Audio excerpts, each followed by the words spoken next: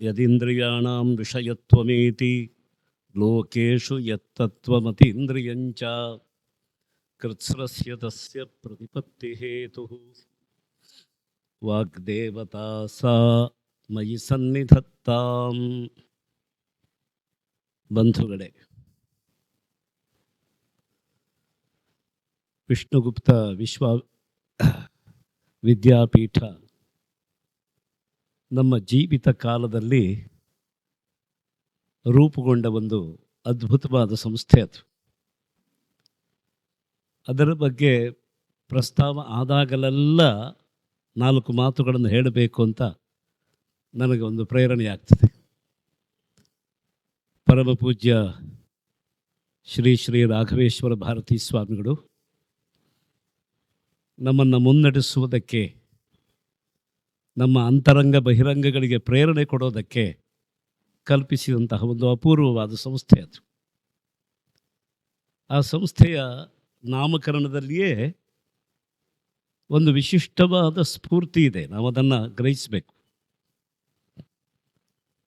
ಈಗ ಒಬ್ಬ ವ್ಯಕ್ತಿಗೆ ಬಾಲ್ಯ, ಕೌಮಾರ, ಯೌವನ, ವಾರ್ಧಕ್ಯಗಳು ಹೇಗೆ ಸಹಜವೋ ಹಾಗೆ ಒಂದು ಸಂಸ್ಥೆಗೂ ಇರ್ತದೆ, ಇಲ್ಲ ಅಂತಲ್ಲ. ಒಂದು ಸಂಸ್ಥೆ ಪ್ರಾರಂಭದಲ್ಲಿ ಅದರ ಬಾಲ್ಯವನ್ನು ಅನುಭವಿಸ್ತದೆ. ಆಮೇಲೆ ಅದರ ಸಂಪನ್ಮೂಲಗಳನ್ನೆಲ್ಲ ಕೂಡಿಸಿಕೊಂಡು ಕಾರ್ಯವನ್ನು ನಿರ್ವಹಿಸುವುದಕ್ಕೆ ತೊಡಗಿದಾಗ ಅದಕ್ಕೆ ಯೌವನ ಬರ್ತದೆ.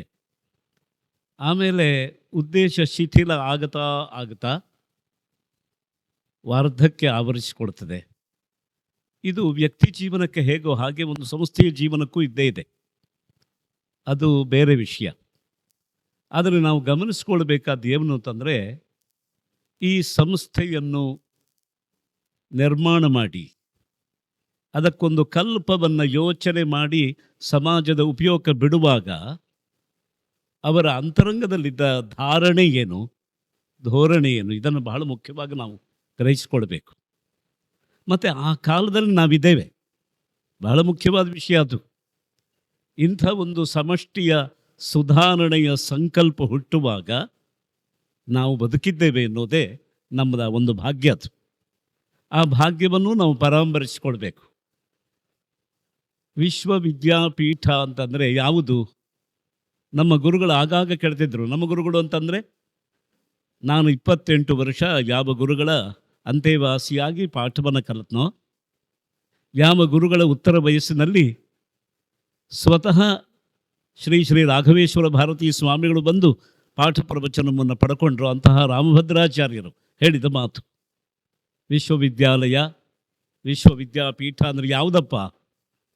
ಈ 4 ಗೋಡೆ ಮೇಲೆ ಮುಚ್ಚಿದಂತಹ ಮಾಡು, ಈ ಗೋಡೆ ಮಾಡುಗಳಿಗೆ ಏನು ವಿದ್ಯಾಪೀಠ ಅಂತ ಹೆಸರ ಅಂತ ಕೇಳೋರು. ಅದನ್ನು ಯಾವುದಕ್ಕೂ ಬಳಸಬಹುದು. ಬಾಗಿಲು ತೆರೆದಿಟ್ಟರೆ ಹಸುಗಳು ಬಂದು ಉಳಿತವೆ, ಜೊತೆಗೆ ನಾಯಿಗಳು ಬರ್ತವೆ, ಬೇರೆ ಬೇರೆ ಪ್ರಾಣಿಗಳೆಲ್ಲ ಒಳನುಗ್ಗುತ್ತವೆ, ಹದ್ದು ಕಾಗೆಗಳೆಲ್ಲ ಸೇರಿಕೊಳ್ತವೆ. ಅದೇ ಅದಕ್ಕೊಂದು ಬಾಗಿಲು ಹಾಕಿದರೆ ಯಾವುದೂ ಬರೋದಿಲ್ಲ. ಯಾವುದೂ ಬರದೇ ಇದ್ದರೂ ಕಟ್ಟಡದ ಉಪಯೋಗ ಇಲ್ಲ, ಎಲ್ಲ ಬಂದರೂ ಕಟ್ಟಡದ ಉಪಯೋಗ ಅಲ್ಲ. ಆದ್ದರಿಂದ ವಿದ್ಯಾಪೀಠ ಯಾವುದು ಅಂತ ಕೇಳಿದರೆ ನಮ್ಮನ್ನು ಯೋಚನೆಗೆ ಹಚ್ಚೋರು ಯಾವುದಪ್ಪ ವಿದ್ಯಾಪೀಠ ಅಂತ. ಕೊನೆಗೆ ಹೇಳೋರು ಚೇತನ, ಅವನೇ ವಿದ್ಯಾಪೀಠ. ವಿಶ್ವವಿದ್ಯಾಪೀಠ, ವಿಶ್ವವಿದ್ಯಾಲಯ ಯಾರು ಅಂತಂದರೆ ಮಾತನಾಡುವ, ಅನುಭವವನ್ನು ಪಡೆದ, ಇಂದ್ರಿಯಗಳ ಒಂದು ಸಾಮ್ರಾಜ್ಯವನ್ನು ಕಟ್ಟಿದ ಒಬ್ಬ ಚೇತನ ಇದ್ದಾನಲ್ಲ, ಅವನೇ ವಿದ್ಯಾಪೀಠ, ಬೇರೆ ಯಾರೂ ಅಲ್ಲ. ಅಂಥವನನ್ನು ಸಿದ್ಧಪಡಿಸುವ 4 ಗೋಡೆಗಳನ್ನು ನಾವು ಸಂಕೇತವಾಗಿ ಹೇಳ್ತಾ ಇದ್ದೇವೆ ವಿದ್ಯಾಪೀಠ ಅಂತ. ನಿಜವಾದ ವಿದ್ಯಾಪೀಠ ಯಾವುದು ಅಂತ ಕೇಳಿದರೆ, ವಿದ್ಯೆಗೆ ಆಧಾರನಾದಂತಹ ಒಬ್ಬ ವ್ಯಕ್ತಿ, ಪುರುಷ, ಅವನು ವಿಶ್ವವಿದ್ಯಾಪೀಠ. ಯಾವ ವಿದ್ಯೆ ಬೇಡ ಹೇಳಿ? ಹೇಗೆ ಒಬ್ಬ ವ್ಯಕ್ತಿ ಪೂರ್ಣ ಆಗೋದಕ್ಕೆ ಕಣ್ಣು, ಕಿವಿ, ಮೂಗು, ನಾಲಿಗೆ, ಚರ್ಮ, ಕೈಕಾಲುಗಳು, ಹೊಟ್ಟೆ, ತಲೆ, ಕೂದಲು, ಹೆಚ್ಚೇಕೆ ಕತ್ತರಿಸಿ ಹಾಕುವ ಉಗುರುಗಳು, ಅದು ಬೇಕು. ಎಲ್ಲವೂ ಸೇರಿಯೇ ಒಂದು ಜೀವ ಅಂತ ಆಗ್ತಾನೆ, ಪೂರ್ಣ ಅಂತ ಆಗ್ತಾನೆ. ಯಾವ ಅವಯವ ಬೇಡ ಹೇಳಿ? ಎಲ್ಲ ಅವಯವಗಳು ಬೇಕು. ಎಲ್ಲ ಅವಯವಗಳಿಗೂ ಅವುಗಳದೇ ಆದ ಒಂದು ಉಪಯೋಗ ಇದೆ. ಆ ಉಪಯೋಗ ಯಾವುದು ಎನ್ನುವುದನ್ನು ನಾವು ಆಯಾ ಸಂದರ್ಭಗಳಿಂದ ಅದನ್ನು ಆಲೋಚನೆ ಮಾಡ್ತೇವೆ. ಉಪಯೋಗ ಇದ್ದೇ ಇದೆ. ಆದ್ದರಿಂದ ಈ ಎಲ್ಲ ಅವಯವಗಳು ಸೇರಿಯೇ ಒಂದು ಅವಯವಿ ಅಂತ ಆದಂತೆ ಎಲ್ಲ ವಿದ್ಯೆಗಳೂ ಬೇಕು ಒಂದು ಜೀವಮಾನಕ್ಕೆ. ನಾವು ಇದನ್ನು ಮತ್ತೆ ಗಮನಿಸಬೇಕು. ಜೀವಮಾನ ಎನ್ನುವ ಶಬ್ದವನ್ನು ನಾವು ದೇಹಮಾನ ಎಂಬ ಅರ್ಥದಲ್ಲಿ ಬಳಸ್ತಾ ಇದ್ದೇವೆ. ಜೀವಮಾನ, ನಮ್ಮ ಜೀವಮಾನದಲ್ಲಿ ಅಂತಂದರೆ ನಮ್ಮ ನೆನಪದಲ್ಲಿ ಇರೋದು ಯಾವುದು? ನಾವು ಹುಟ್ಟಿ ಬೆಳೆದು ಮನೆ ಕಟ್ಟಿ ಮನಸ್ಸನ್ನು ಕಟ್ಟಿ ಬಂಧು ವರ್ಗಗಳನ್ನೆಲ್ಲ ಬೆಳೆಸ್ಕೊಂಡು ಜೀವನ ಮಾಡ್ತಾ ಮಾಡ್ತಾ ಕೃಷರಾಗಿ ಹಾಸಿಗೆ ಹಿಡಿಯೋವರೆಗೆ ಈ ಮಾನವನ್ನು ಜೀವಮಾನ ಅಂತ ಹೇಳ್ತೇವೆ. ಆದರೆ ವಸ್ತುತಃ ಭಾರತೀಯರ ದೃಷ್ಟಿಯಲ್ಲಿ ಜೀವಮಾನ ಇಷ್ಟು ಸಣ್ಣದಲ್ಲ. ಈ ಜೀವ ಎಷ್ಟು ಜನ್ಮಗಳನ್ನು ಎತ್ಕೊಂಡು ಬರ್ತಾ ಇದೆಯೋ ಆ ಎಲ್ಲ ಜನ್ಮಗಳ ಲೆಕ್ಕಾಚಾರವನ್ನು ಹಾಕ್ಕೊಂಡೇ ಜೀವಮಾನ ಅಂತ ಹೇಳಬೇಕು. ನನ್ನ ಜೀವಮಾನದಲ್ಲಿ, ನಿಮ್ಮ ಜೀವಮಾನದಲ್ಲಿ, ಅವರ ಜೀವಮಾನದಲ್ಲಿ ಅಂತ ಒಂದು ಜೀವಮಾನವನ್ನು ನಾವು ಯೋಚನೆ ಮಾಡುವಾಗ ಆ ಜೀವಾತ್ಮ ಪಡೆದುಕೊಳ್ಳುವ ಎಲ್ಲ ಜನ್ಮಗಳನ್ನು ಪರಾಮರಿಸಬೇಕು. ಆ ಎಲ್ಲ ಜನ್ಮಗಳ ಒಂದು ಮಾನ, ಒಂದು ಅಳತೆ, ಅಂತಹ ಒಂದು ಅಳತೆಯನ್ನು ಪಡ್ಕೊಂಡಾಗ ಆಗ ಅದು ಜೀವಮಾನ ಆಗ್ತದೆ. ಆದ್ದರಿಂದ ಜೀವಮಾನಕ್ಕೆ ಯಾವ ವಿದ್ಯೆ ಬೇಕು, ಯಾವ ವಿದ್ಯೆ ಬೇಡ ಗಮನಿಸಿ. ಈಗ ನಮಗೊಂದು ಮನೆ ಕಟ್ಟುವ ವಿದ್ಯೆ, ಒಬ್ಬ ಇಂಜಿನಿಯರ್ ಇರ್ತಾನೆ, ಅವನಿಗದು ಪ್ರಸಕ್ತವಾಗಿದೆ, ಪ್ರಕೃತವಾದ ವಿದ್ಯೆ ಅಂತ ಅಂತೇವೆ. ಆದರೆ ನಮಗೆ ಮನೆ ಮಾತ್ರ ಬೇಕು, ಮನೆ ಕಟ್ಟುವ ವಿದ್ಯೆ ಬೇಡ ಅಂತ ಹೇಳುವಾಗಿಲ್ಲ. ಒಳ್ಳೆ ಮನೆ ಬೇಕು ಅಂದರೆ ಮನೆ ಕಟ್ಟುವ ವಿದ್ಯೆಯೂ ಬೇಕು. ಪೂರ್ಣವಾಗಿ ವಿದ್ಯೆಯನ್ನು ನಾವೇ ಕಲಿದೇ ಇರಬಹುದು, ಆದರೆ ನಮ್ಮ ಪರವಾಗಿ ನಮಗೆ ಬೇಕಾದ ಅನುಕೂಲಕರವಾದ ಒಂದು ಮನೆ ಕಟ್ಟಿಕೊಡ್ಬೇಕು ಅಂತಂದರೆ ಒಬ್ಬ ವಿದ್ಯಾವಂತ ಬೇಕಾಗಿರ್ತದೆ, ಒಬ್ಬ ಇಂಜಿನಿಯರ್ ಬೇಕವನು. ಆದ್ದರಿಂದ ಆ ವಿದ್ಯೆಯ ನೇರವಾದ ಉಪಯೋಗ ನಮಗಲ್ಲದೆ ಇದ್ದರೂ ಪರೋಕ್ಷವಾದ ಒಂದು ಪಾರಂಪರಿಕವಾದ ಒಂದು ಉಪಯೋಗ ನಮಗಾಗೇ ಆಗ್ತದೆ. ಆದ್ದರಿಂದ ವಿಶ್ವವಿದ್ಯಾಪೀಠ ಅಂತ ಯಾರು ಅಂತ ಕೇಳಿದರೆ ಚೇತನರೇ, ಬದುಕುವ ಜೀವರೇ, ಜೀವನವನ್ನು ಮಾಡ್ತಾ ಇದ್ದವರು, ಒಂದು ಜನ್ಮದಿಂದ ಇನ್ನೊಂದು ಜನ್ಮಕ್ಕೆ ತಮ್ಮ ಕರ್ಮಗಳಿಂದಲೇ ಸಾಗ್ತಾ ಯಾರಿದ್ದಾರೋ ಅವರ ಒಂದು ಮಾನ, ಅಳತೆ, ಅದು ಜೀವಮಾನ. ಆದ್ದರಿಂದ ಜೀವಮಾನಕ್ಕೆ ಎಲ್ಲ ವಿದ್ಯೆಗಳು ಬೇಕು. ಈ ಎಲ್ಲ ವಿದ್ಯೆಗಳನ್ನು ಕಲಿಸುವುದಕ್ಕೆ, ಕಲಾತ್ಮಕವಾಗಿ ಬೆಳೆಸೋದಕ್ಕೆ, ಕಲಿಸು ಎಂಬ ಶಬ್ದ ಎಷ್ಟು ಚೆನ್ನಾಗಿದೆ ನೋಡಿ. ಕಲಿಸುವುದು ಅಂದರೆ ಕಲನ ಮಾಡೋದು ಅಂತ, ಸಂಗ್ರಹ ಮಾಡುವಂಥ ಒಂದರ್ಥ. ಕಲಿಸೋದು ಅಂದರೆ ಅದನ್ನು ಮತ್ತೆ ಪ್ರಾಪ್ತಿಸಿಕೊಳ್ಳೋದು. ಇದಕ್ಕೆ ಅನೇಕ ಅರ್ಥಗಳಿದೆ. ನಾವು ಹೊಸ್ತನ್ನು ಕಲಿಯೋದಿಲ್ಲ ಎಂಬ ಒಂದು ಸಿದ್ಧಾಂತವೂ ಇದೆ. ಎಲ್ಲ ಮರೆತು ಹೋದದ್ದು ಆ ಮರೆಯಾದದ್ದನ್ನು ಅರಿತುಕೊಳ್ಳೋದಕ್ಕೆ ತೆರೆಯನ್ನು ಸರಿಸಿದರೆ ಅದನ್ನೇ ಕಲ್ತ್ಕೊಳ್ಳೋದು ಅಂತ. ಅದನ್ನು ಹೊಸದಾಗಿ ಕಲ್ತ್ಕೊಳ್ಳೋದು ಏನೂ ಇಲ್ಲ, ಪ್ರಾಪ್ತಿಸಿಕೊಳ್ಳೋದು. ನಮ್ಮಲ್ಲೇ ಇತ್ತದು, ಮರೆತು ಹೋಗಿತ್ತು, ಅದಕ್ಕೊಂದು ತೆರೆ ಬಿದ್ದಿತ್ತು. ತೆರೆಯನ್ನು ಸರಿಸಿ ಮರೆಯನ್ನು ತೆರೆದು ನಾವು ತಿಳ್ಕೊಂಡಾಗ ಅವಾಗ ಏನಾಗ್ತದೆ, ವಿದ್ಯೆ ಪ್ರಾಪ್ತಿಸ್ತದೆ. ಈ ಪ್ರಾಪ್ತಿಸುವ ಒಂದು ಸ್ಥಳ ಬೇಕು, ನಮಗೆ ಸ್ಥಾನ ಬೇಕು, ಅದೇ ವಿದ್ಯಾಪೀಠ. ಈ ವಿದ್ಯಾಪೀಠ ಏನಾಗಿದೆ ಅಂದರೆ ವಿಷ್ಣುಗುಪ್ತ ವಿಶ್ವವಿದ್ಯಾಪೀಠ. ಗಮನಿಸಬೇಕಿತ್ತು. ಭಾರತೀಯ ಸಂಸ್ಕೃತಿ ವಿಷ್ಣುಗುಪ್ತ ಸಂಸ್ಕೃತಿ ಅದು. ನಾವು ಆ ಪದದ ಮೂಲಕ ಇಡೀ ನಮ್ಮ ಸಂಸ್ಕೃತಿಯ ಇತಿಹಾಸದ ಒಳಹೊಕ್ಕಲಿಕ್ಕೆ ಅವಕಾಶ ಇದೆ. ವಿಷ್ಣು ಎಲ್ಲಿ ಗುಪ್ತ ಆಗಿದ್ದಾನೆ ಅಂತ. ವಿಷ್ಣು ಎಂಬ ಶಬ್ದಕ್ಕೆ ವ್ಯಾಪಕ ಅಂತ ಅರ್ಥ. ವಿಷ್ಣುರು ವ್ಯಾಪಕ, ಎಲ್ಲ ಕಡೆಗೆ ವ್ಯಾಪಿಸಿಕೊಂಡಿದೆ. ನೋಡಿ, ಆಕಾಶವನ್ನು ಹುಗಿಸ್ದೋಗೋದಕ್ಕಾಗತ್ತಾ? ಮುಚ್ಚಿಡೋಕ್ಕಾಗತ್ತಾ? ಇಲ್ಲ. ಆಕಾಶವನ್ನು ಬಳಸ್ಕೊಳ್ಬಹುದು ವಿವೇಕ ಇದ್ದರೆ. ನೋಡಿ, ನಮ್ಮ ದೇಹ ಆಕಾಶವನ್ನೇ ಬಳಸ್ಕೊಂಡಿದೆ. ಈ ದೇಹದ ತುಂಬೆಲ್ಲ ಧಮನಿಗಳು, ನಾಡಿಗಳು ಇದೆಯಲ್ಲ, ಆ ನಾಡಿಗಳಲ್ಲಿ ರಕ್ತ ಸಂಚಾರ ಮಾಡಬೇಕು ಅಂತಂದರೆ ಅದನ್ನು ನಿಯಂತ್ರಿಸುವ ಒಂದು ಹೃದಯ ಇದೆ, ಅಲ್ಲೊಂದು ಕವಾಟ ಇದೆ, ಒಂದು ಆಕಾಶ ಇದೆ. ಆ ಅವಕಾಶ ಏನು ಮಾಡ್ತಾ ಇದೆ ಅಂತಂದರೆ 100 ವರ್ಷ ಒಬ್ಬ ವ್ಯಕ್ತಿ ಬದುಕಿದರೆ 100 ವರ್ಷಗಳವರೆಗೂ ನಿಯತವಾಗಿ ತಪ್ಪದೆ ನ್ಯೂನಾತಿರೇಕಗಳು ಉಂಟಾಗದೇ ಇದ್ದ ಹಾಗೆ ರಕ್ತ ಸಂಚಲನವನ್ನು ಮಾಡುತ್ತೆ.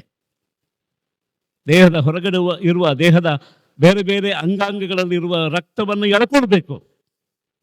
ಅದೇ ರಕ್ತವನ್ನು ಶೋಧಿಸಿ ಶುದ್ಧೀಕರಣ ಮಾಡಿ ಮತ್ತೆ ನರನಾಡಿಗಳಲ್ಲಿ ಹೋಗಿಸಬೇಕು. ಎಳೆಯೋದು ಮತ್ತು ಅದನ್ನು ತಳ್ಳೋದು, ಒಂದೇ ಶಬ್ದದಲ್ಲಿ ಹೇಳಿದರೆ ಪಂಪ್ ಮಾಡೋದು. ಈ ಪಂಪ್ ಮಾಡ್ತಾ ಇರೋದು ಯಾವುದು? ಹೃದಯದ ಒಳಗಿರುವ ಕವಾಟ, ಆಕಾಶ. ಅದು ಆಕಾಶದ ಉಪಯೋಗ. ಆದರೆ ಈ ಆಕಾಶವನ್ನು ನಾವು ಗುಟ್ಟಾಗಿ ಹುಗಿಸೋದಕ್ಕಾಗೋಲ್ಲ. ವ್ಯಾಪಕವಾಗಿದೆ ಅದು. ಸರ್ವತ್ರ ವ್ಯಾಪಕವಾದಂತಹ ಆಕಾಶವನ್ನು ಅದರ ಮೇಲಿನ ಉಪಾಧಿಗಳಿಂದ, ಉಪಕರಣಗಳಿಂದ ಬಳಸಿಕೊಳ್ಬೋದು ನಾವು. ಇದು ಭಾರತೀಯ ಸಂಸ್ಕೃತಿ. ಅದು ವ್ಯಾಪಕನಾದವನು ವಿಷ್ಣು. ಇಡೀ ವಿಶ್ವವನ್ನು ಸೃಷ್ಟಿ ಮಾಡಿದವನು ಅವನೇ. ಅದರ ವಿಕಾಸಕ್ಕೆ, ಅದರ ವಿಕಾರಕ್ಕೆ, ಎಲ್ಲದಕ್ಕೂ ಕಾರಣ ಆದ ಅವನೇ.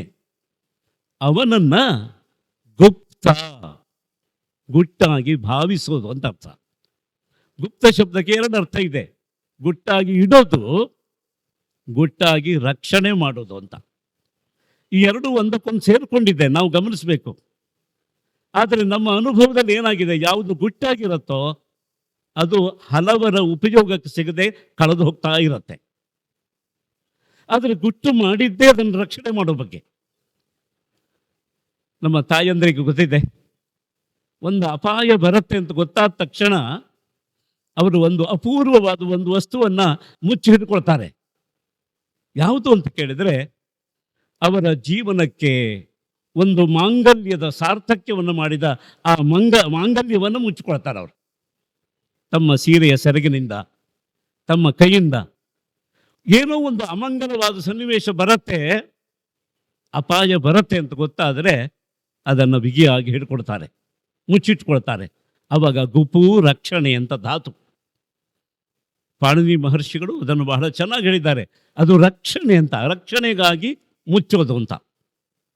ಈಗ ಸರ್ವರಕ್ಷಕನಾದ ವಿಷ್ಣುವನ್ನೇ ಯಾಕೆ ಮುಚ್ಚಿಡಬೇಕು?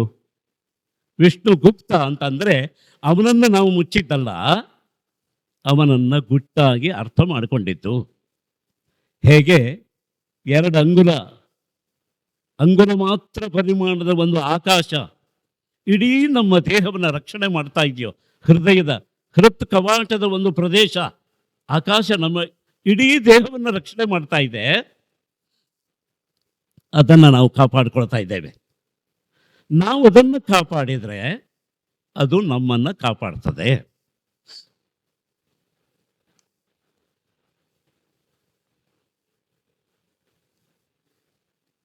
ಒಂದು ಒಗಟಿನಂಥ ಮಾತಿದೆ, ಧರ್ಮೋ ರಕ್ಷತಿ ರಕ್ಷಿತ ಅಂತ.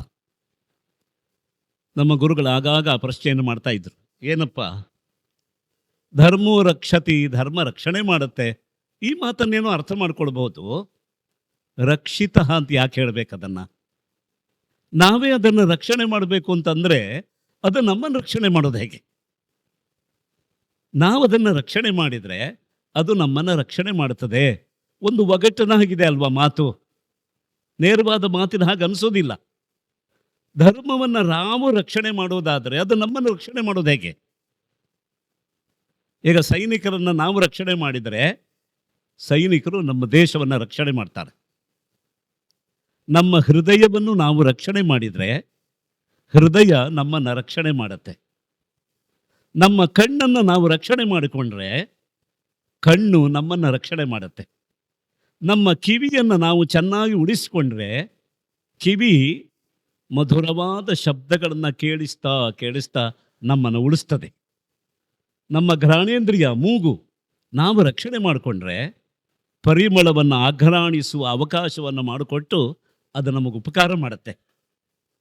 ಧರ್ಮೋ ರಕ್ಷತಿ ರಕ್ಷಿತ. ಇದಕ್ಕೆ ನೋಡಿ, ನಮ್ಮ ಕುಟುಂಬದಲ್ಲಿ ನಾವೇ ನಮ್ಮ ಮಕ್ಕಳನ್ನು ಚೆನ್ನಾಗಿ ಪಾಲನೆ ಮಾಡಿ ಶಿಕ್ಷಣ ಕೊಟ್ಟು ರಕ್ಷಣೆ ಮಾಡಿದರೆ ನಮಗೆ ವಯಸ್ಸಾದಾಗ ನಮ್ಮ ಮಕ್ಕಳು ನಮ್ಮನ್ನು ರಕ್ಷಣೆ ಮಾಡ್ತಾರೆ. ನಮ್ಮನ್ನು ರಕ್ಷಣೆ ಮಾಡ್ತಾರೆ. ಧರ್ಮೋ ರಕ್ಷತಿ ರಕ್ಷಿತಃ. ಈ ಸೂತ್ರವನ್ನೇ ವಿಷ್ಣುವಿಗೂ ಅಪ್ಲೈ ಮಾಡಬೇಕು. ಗುಪ್ತ ವಿಷ್ಣು, ಅವನನ್ನು ನಾವು ನಮ್ಮ ಮನಸ್ಸಿನಿಂದ ನಾವು ಭಾವಿಸಿ ಅವನನ್ನು ಅರ್ಚಿಸಿ, ಭಕ್ತಿ ಅಂದರೆ ಅದನ್ನೇ, ಅವನಲ್ಲಿ ನಮ್ಮ ಮನಸ್ಸನ್ನು ಅದ್ದಿ, ನೀವು ಯಾವ ಶಬ್ದ ಬೇಕಾದರೂ ಹೇಳಿ, ಭಾವನಾ ಒಂದು ಶಬ್ದ ಇದೆ, ಆ ಭಾವಿಸಿಕೊಳ್ತಾ ನಮ್ಮ ಮನಸ್ಸಿನಲ್ಲಿ ಆ ವಿಷ್ಣುವನ್ನು ಅದ್ದಿ ಅದ್ದಿ, ಏನು ಅವನಷ್ಟು ಚಿಕ್ಕವನಂತ ಹಾಗೆ ತಾರ್ಕಿಕವಾಗಿ ಯೋಚನೆ ಮಾಡಬಾರ್ದು. ಸಾಧ್ಯ ಇದೆ, ಮನಸ್ಸಿಗೆ ಮಾತ್ರ ಅಷ್ಟು ಅದ್ಭುತವಾದ ಶಕ್ತಿ ಇದೆ. ಅದು ಒಂದು ಅಣು ಮಾತ್ರ ಇರಬಹುದು, ಆದರೆ ಪ್ರಪಂಚವನ್ನೆಲ್ಲ ತನ್ನ ತೆಕ್ಕೆಗೆ ತೆಗೆದುಕೊಳ್ಳುತ್ತದೆ. ವಿಶ್ವವನ್ನು ಮಾತ್ರ ಅಲ್ಲ, ವಿಶ್ವಂಭರನ ಪಾದವನ್ನು ಸ್ಪರ್ಶ ಮಾಡುತ್ತೆ ಅದು. ಆ ಮನಸ್ಸಿಗೆ ಅಷ್ಟು ಅದ್ಭುತವಾದ ಶಕ್ತಿ ಇದೆ. ಆದ್ದರಿಂದ ಅವನನ್ನು ಭಾವಿಸಿಕೊಂಡು ನಾವು ರಕ್ಷಣೆ ಮಾಡಿದರೆ, ಗುಪ್ತನಾದರೆ, ವಿಷ್ಣು ಗುಪ್ತನಾದರೆ ನಮ್ಮೆಲ್ಲರನ್ನ ಕಾಪಾಡುವ ಗೋಪ್ತ ಆಗ್ತಾನವನು. ವಿಷ್ಣು ಸರ್ವಗೋಪ್ತ, ಎಲ್ಲರನ್ನೂ ಕಾಪಾಡುವವನು. ಅವನನ್ನು ನಮ್ಮ ಮನಸ್ಸಿನಲ್ಲಿ ನಾವು ಕಾಪಾಡಿಕೊಳ್ಬೇಕು, ಅವನನ್ನು ಬಿಡಬಾರ್ದು. ಎಡಬಿಡದೆ ವಿಷ್ಣುವನ್ನು ನಮ್ಮ ಮನಸ್ಸಿನಲ್ಲಿ ಕಾಪಾಡಿಕೊಳ್ಬೇಕು ಅಂತಂದರೆ ವಿಶ್ವವಿದ್ಯೆಗಳು ನಮ್ಮಲ್ಲಿ ನೆಲೆಯನ್ನು ಪಡ್ಕೊಳ್ಬೇಕು. ವಿಷ್ಣು ಗುಪ್ತ ವಿಶ್ವವಿದ್ಯಾಪೀಠ, ಇಷ್ಟು ಹೊಣೆಗಾರಿಕೆಯಲ್ಲಿ ಆ ಹೊಣೆಗಾರಿಕೆಯ ಒಂದು ಪ್ರಕಲ್ಪದಿಂದ ಹುಟ್ಟಿದ ಸಂಸ್ಥೆ ಇದು. ನಾವು ಬದುಕಿದ್ದಾಗ ಈ ಸಂಸ್ಥೆ ಬಂತಲ್ರಿ, ಇದು ನಮ್ಮ ಭಾಗ್ಯ, ಇದು ನಮ್ಮ ಭಾಗ್ಯ. ಯಾಕೆ ನಾವು ಹುಟ್ಟಿ ನಾವು ಜೀವಿಸುವಾಗ ಇಂತಹ ಒಂದು ಪ್ರಕಲ್ಪ ಹುಟ್ಟುಕೊಡ್ತಲ್ಲ, ಇಂತಹ ಒಂದು ಸದುದ್ದೇಶ, ಸಮಷ್ಟಿಯನ್ನು ಮುನ್ನಡೆಸುವ ಒಂದು ಚಿತ್ರಣ ಬಂತಲ್ಲ ಮನಸ್ಸಿಗೆ. ಆದ್ದರಿಂದ ಅದನ್ನು ಅಭಿನಂದಿಸ್ತಾ ನಾನು ಮಾತನಾಡ್ತಾ ಇದ್ದೇನೆ. ನಾನು ವಿಷಯದಲ್ಲೇ ಇದ್ದೇನೆ, ಹೊರಗಡೆ ಹೋಗಲಿಲ್ಲ. ಇವತ್ತು ಪ್ರವಚನದ ವಿಷಯ ವಿಷ್ಣು ಮಾನಸ ಷಟ್ಪದಿ. ಅದು ವಿಷ್ಣು ಗುಪ್ತವೇ. ಯಾಕೆಂದರೆ ಸರ್ವಗೋಪ್ತನಾದಂತಹ ವಿಷ್ಣುವನ್ನ ಒಂದು ಷಟ್ಪದಿ 6 ಪದ್ಯಗಳಲ್ಲಿ ಗುಪ್ತವಾಗಿಟ್ಟಿದೆ. ಅದು ಆ ಗುಪ್ತವಾಗಿಟ್ಟಿದ್ದರಿಂದಲೇ ಅದು ನಮ್ಮ ಬದುಕಿಗೆ ಪ್ರೇರಕವಾಗಿ, ಪೂರಕವಾಗಿ, ತಾರಕವಾಗಿರುವಂತಹ ಒಂದು ಸ್ತೋತ್ರವಾಗಿದೆ. ಶಂಕರ ಭಗವತ್ಪಾದರ ಸ್ತೋತ್ರಗಳಲ್ಲಿ ಇದೊಂದು ರಾಜ ಇದ್ದ. ಅದ್ಭುತವಾದ ಸ್ತೋತ್ರಗಳನ್ನೆಲ್ಲ ಅವರು ಮಾಡಿದ್ದಾರೆ. ಶಿವಾನಂದ ಲಹರಿ ನೋಡಿ, ಸೌಂದರ್ಯ ಲಹರಿ ನೋಡಿ, ಬೇರೆ ಬೇರೆ ಸ್ತೋತ್ರಗಳನ್ನು, ದೇವಿ ಅಪರಾಧ ಕ್ಷಮಾಪನ ಸ್ತೋತ್ರ ನೋಡಿ, ಭಾವುಕವಾಗಿ, ಅವರಷ್ಟು ಭಾವುಕವಾಗಿ ಹಾಡಿದವರೇ ಇಲ್ಲ. ಯಾಕೆ ಹಾಡಿದರು ಅಂತ ಆಶ್ಚರ್ಯ ಆಗೋದು. ದಿವ್ಯ ಜ್ಞಾನ ಅವರಿಗೆ, ತತ್ವಜ್ಞಾನ ಶಂಕರ ಭಗವತ್ಪಾದರಿಂದಲೇ ಲೋಕಕ್ಕೆ ಬಂದಿದ್ದು, ಉಳಿದವರಿಗೆ ಬಂದಿಲ್ಲ ಅಂತಲ್ಲ. ಅವರಿಂದ ಅದು ತುಂಬ ದೊಡ್ಡ ಗಂಗಾ ನದಿ ಬಂದ ಹಾಗೆ, ಗಂಗಾ ಪ್ರವಾಹ ಬಂದ ಹಾಗೆ ಬಂತದು. ಆದರೆ ಅವರು ಯಾಕೆ ಹಾಡಿದರು ಅಂತ ಕೇಳಿದರೆ, ನೋಡಿ, ನಮ್ಮಲ್ಲಿ ಅನೇಕರಿಗೆ ಅಳು ಇದೆ, ಅಳೋದಕ್ಕೆ ಬರೋಲ್ಲ. ಅಳು ಇದೆ, ಅಳೋದಕ್ಕೆ ಬರೋದಿಲ್ಲ. ಯಾಕೆ ಅಂತ ಕೇಳಿದರೆ ನಮಗೆ ಬಿಗುಮಾನ. ಅವರಿದ್ದಾರಲ್ಲ, ಅವ್ರ ಎದುರುಗಡೆ ನಾನು ಹೇಗೆ ಅಳೋದು? ಅವರು ನೋಡಿಬಿಡ್ತಾರಲ್ಲ. ಕೆಲವೊಮ್ಮೆ ಸಿನಿಮಾ ಮತ್ತು ನಾಟಕಗಳನ್ನು ನೋಡುವಾಗ ಕೆಲವರು ತುಂಬ ಜೋರಾಗಿ ಹೀಗೆಲ್ಲ ಮಾಡ್ತಾ ಮುಚ್ಚಿಕೊಡ್ತಾರೆ ಮುಖವನ್ನು. ಯಾಕೆಂದರೆ ತಾನು ಅತ್ತಿದ್ದು ಉಳಿದವರಿಗೆ ಗೊತ್ತಾಗಬಾರ್ದು ಅಂತ. ಅವರಿಗೇನು ಭಯ ಅಂದರೆ, ಅಳುವನ್ನು ಹೊರಗಡೆ ಕಾಣಿಸಿದರೆ ತಾನು ಅನಾಗರಿಕನಾಗಿಬಿಡುತ್ತೇನೆ, ನನ್ನಲ್ಲಿ ನಾಗರಿಕತೆ ಇಲ್ಲ ಅಂತ ಉಳಿದವರು ಅಂದುಕೊಂಡು ಬಿಡ್ತಾರೆ ಅಂತ ಆ ಭಯ ಇದೆ. ಆದ್ದರಿಂದ ಅಳೋದಿಲ್ಲ. ಆದರೆ ಪ್ರಾಮಾಣಿಕನಾದರೆ ನಾವು ನಗುವಾಗ ಯಾರನ್ನೂ ಕಾಯೋದಿಲ್ಲ ಅಲ್ವಾ, ನಕ್ಕೇ ಬಿಡ್ತೇವೆ. ಹಾಗೆ ಅಳು ಬಂದರೆ ಯಾರ ಮರ್ಜಿಗೆ, ಯಾರ ಅರ್ಜಿಗೆ ನಾವು ಕಾಯಬೇಕಾದ್ದಿಲ್ಲ, ಹತ್ತು ಬಿಡಬೇಕದು. ಹಾಗೆ ಅಳೋದಕ್ಕೆ ಅನೇಕರಿಗೆ ಸಾಧ್ಯ ಇಲ್ಲ.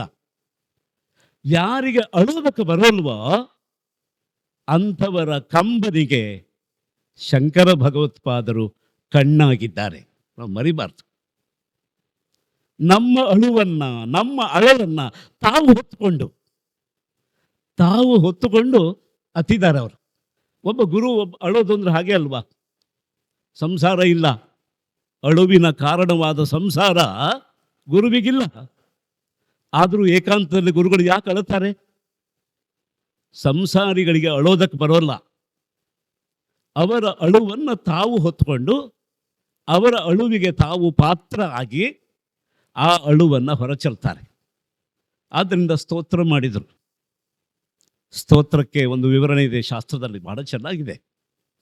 ಸ್ತೋತ್ರ ಅಂದರೆ ಏನು ಅಂದರೆ ಗುಣಿನಿಷ್ಠ ಗುಣಾಭಿಧಾನಂ ಸ್ತುತಿ. ಗುಣಿ ಅಂದರೆ ಗುಣವುಳ್ಳವನು. ಒಂದು ಅನಂತ ಗುಣಗಳು ಭಗವಂತನಲ್ಲಿವೆ.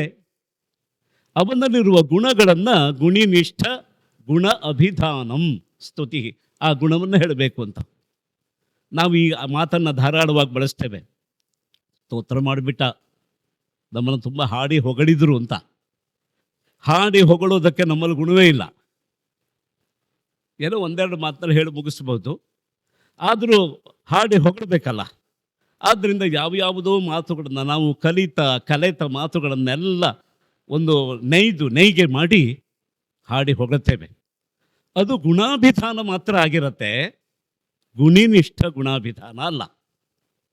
ಆ ಗುಣಿಯಲ್ಲಿರುವಂತಹ ಗುಣವನ್ನು ಅಭಿಧಾನ ಮಾಡಿದ ಹಾಗಲ್ಲ. ಗುಣಿಯಲ್ಲಿರುವಂತಹ ಗುಣವನ್ನು ಅಭಿಧಾನ ಮಾಡೋದೇ ಅದು ಸ್ತುತಿ. ಭಾಗವತದಲ್ಲಿ ಒಂದು ಮಾತಿದೆ, ವಾಗ್ಜನ್ಮ ವೈಫಲ್ಯಮಸಹ್ಯ ಶಲ್ಯಂ ಗುಣಾದ್ಭುತೆ ವಸ್ತುನಿ ಮೌನಿತಾಚೇತ್. ಕೆಲವರಿಗೆ ಇರುತ್ತೆ ಅದು, ಇನ್ನೊಬ್ಬರು ಹೊಗಳಬೇಕು ಅಂದರೆ ತುಂಬ ಕಷ್ಟ ಆಗತ್ತೆ. ಮತ್ತೊಬ್ಬರನ್ನ ನಿಂದೆ ಮಾಡುವಾಗ ಬೈಯುವಾಗ ಏನೂ ಕಷ್ಟ ಇಲ್ಲ, ಧಾರಾಳವಾಗಿ ಅವರ ಗೊತ್ತು ಬಿಡಿ, ಇವತ್ತೇ ಒಳ್ಳೆ ಮಾತಾಡಿದ್ದವರು, ಯಾವ ನಿತ್ಯ ಒಳ್ಳೆ ಮಾತಾಡೋರು ಅಲ್ಲ ಅಂತ ಹೇಳೋದು. ಅಂದರೆ ಇವತ್ತು ಒಳ್ಳೆ ಮಾತಾಡಿದ್ದಾರೆ ಅನ್ನೋದನ್ನು ಒಪ್ಕೊಳ್ಳುವಾಗಲೇ, ಅಂದರೆ ಎಂದೆಂದಿಗೂ ಅವರು ಒಳ್ಳೆ ಮಾತಾಡೋರಲ್ಲ, ಇವತ್ತು ಅಕಸ್ಮಾತ್ತಾಗಿ ಆಡಿದ್ದಾರೆ ಅಂತ ಹೀಗೆ. ಆದರೆ ಭಾಗವತ ಒಂದು ಒಳ್ಳೆ ಮಾತು ಹೇಳಿದೆ, ವಾಗ್ಜನ್ಮ ವೈಫಲ್ಯಂ. ನಿಮಗೆ ಮಾತು ಬಂದದ್ದು ವ್ಯರ್ಥವಪ್ಪ. ಗುಣಾದ್ಭುತೆ ವಸ್ತುನಿ ಮೌನಿತಾಚೇತ್. ಗುಣದಿಂದ ಅದ್ಭುತವಾದ ವಿಸ್ಮಯಕಾರಿಯಾದ ಗುಣಗಳನ್ನು ಹೊಂದಿದ ವಸ್ತುವಿನಲ್ಲಿ ಮೌನಿತಾಚೇತ್, ನೀವು ಮಾತಾಡೋದಿಲ್ಲ, ನಿಮ್ಮಲ್ಲಿರುವ ವಾಕ್ಶಕ್ತಿಯನ್ನು ಅದಕ್ಕೆ ನೀವು ಬಳಸೋದಿಲ್ಲ ಅಂತ ಅಂದರೆ ವಾಗ್ಜನ್ಮ ವೈಫಲ್ಯಂ, ಅಸಹ್ಯ ಶಲ್ಯಂ. ಅದನ್ನು ಸಹಿಸೋದಕ್ಕೆ ಸಾಧ್ಯ ಇಲ್ಲ. ಅದು ಏನು ಅಂದರೆ ಒಳಗಿಂದ ಒಳಗೆ ಚುಚ್ಚುವಂತಹ ಒಂದು ಶಲ್ಯ. ಅದು ಒಂದು ಕತ್ತಿಯ ಇರಿತ ಇದ್ದ ಹಾಗೆ, ಸಹಿಸೋದಕ್ಕೆ ಸಾಧ್ಯ ಇಲ್ಲ. ಆದ್ದರಿಂದ ಗುಣಾದ್ಭುತವಾದ ಒಂದು ವಸ್ತು ಇದ್ದರೆ ಮೌನಿತ ಇರಬಾರ್ದು, ಮೌನಿಗಳಾಗಬಾರ್ದು, ಬಾಯಿ ತೆರೆಯಾಗಿ ಹೊಗಳು ಬಿಡಬೇಕು. ಶಂಕರ ಭಗವತ್ಪಾದರು ಅಂತಹ ಆಚಾರ್ಯರು. ಗುಣಾದ್ಭುತವಾದ ವಸ್ತು ಅಂದರೆ ಯಾರು ಅಂತ ಕೇಳಿದರೆ ಕೃಷ್ಣ, ಶಿವ, ದುರ್ಗಾ, ಸೂರ್ಯ, ಗಂಗಾ. ಅವರ ಸ್ತೋತ್ರ ಒಂದು ಸಾಹಿತ್ಯ ನೋಡಿದರೆ ಸಾಗರದಂತೆ, ಸಮುದ್ರದಂತೆ ಅಪಾರವಾಗಿವೆ. ಎಷ್ಟೋ ಸ್ತೋತ್ರಗಳು ಶಂಕರ ಭಗವತ್ಪಾದರದ ಅಲ್ಲ ಎಂಬ ವಾದ ಇದೆ. ವಾದ ಹೇಗೂ ಇರಲಿ, ಒಬ್ಬ ಭಾವುಕವಾಗಿ ಅನುಭವಿಸುವವನಿಗೆ ಎಲ್ಲ ಸ್ತೋತ್ರಗಳು ಚೆನ್ನಾಗಿವೆ. ಕೆಲವನ್ನು ಶಂಕರರು ನೇರವಾಗಿ ರಚನೆ ಮಾಡದೇ ಇರಬಹುದು, ಆದರೆ ಅಂತಹ ರಚನೆಗೆ ಕಾರಣವಾದ ಒಂದು ಸಂಸ್ಕಾರ ಅವರು ಕೊಟ್ಟಿದ್ದಾರೆ.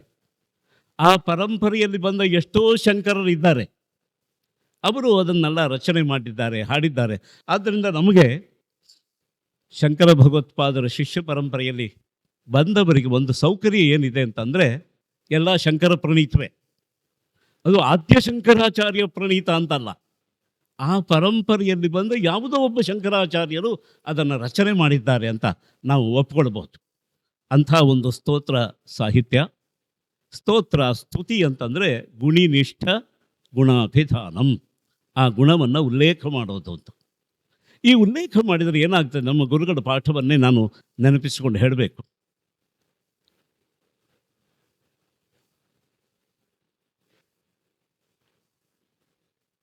ಕೀರ್ತಿ ಅಂತ ಒಂದು ಶಬ್ದ ಇದೆ ನಮ್ಮಲ್ಲಿ. ಈಗ ನಾನು ಆಡ್ತಾ ಸ್ಪಷ್ಟ ಕೇಳಿಸ್ತಾ ಇದೆಯಾ ನಿಮಗೆ? ನಮಗೆ ಅದರ ಫೀಡ್ಬ್ಯಾಕ್ ಇಲ್ಲ, ಅದರಿಂದ ನಾನು ಯಾವ ವಾಲ್ಯೂಮ್ನಲ್ಲಿ ಮಾಡ್ತಾ ಇದ್ದೇನೆ ಅನ್ನೋದು ನನಗೆ ಗೊತ್ತಾಗ್ತಾ ಇಲ್ಲ. ಸ್ವಲ್ಪ ಜಾಸ್ತಿ ಸ್ವರ ಆದರೂ ಆಗಬಹುದು. ನೀವು ದಯವಿಟ್ಟು ಕೇಳದೇ ಇದ್ದರೆ ಹೇಳಿ, ಸೂಚನೆ ಕೊಡಿ. ಯಾಕೆಂದರೆ ನನಗದರ ಸಹಕಾರಗಳು ಹೆಚ್ಚು ಬೇಕಾಗತ್ತೆ. ಅದು ಇಲ್ಲದೇ ಇದ್ದರೆ ನಾನು ಅವಶ್ಯಕತೆಗಿಂತ ಹೆಚ್ಚು ಕಿರುಚುವ ಸಂದರ್ಭ ಇರುತ್ತೆ. ಇರಲಿ, ತೊಂದರೆ ಇಲ್ಲ. ಕೀರ್ತಿಯ ಬಗ್ಗೆ ನಮ್ಮ ಗುರುಗಳು ಒಂದು ಮಾತು ಹೇಳಿದರು. ಒಂದು ಯಶಸ್ಸು, ಕೀರ್ತಿ, ಅದರ ಬಗ್ಗೆ ನಮ್ಮ ದೇಶದಲ್ಲಿ ನಾವು ಒಂದು ವಿಶಿಷ್ಟವಾದ ಚಿಂತನೆಯನ್ನು ಬೆಳೆಸ್ಕೊಂಡು ಬಂದಿದ್ದೇವೆ. ಪ್ರತಿಯೊಬ್ಬನೂ ಕೂಡ ಅವನು ಸಾಧಕ ಆಗಬೇಕು ಎನ್ನುವುದು ಎಲ್ಲರ ಆದರ್ಶ, ಅದು ಗುರಿ.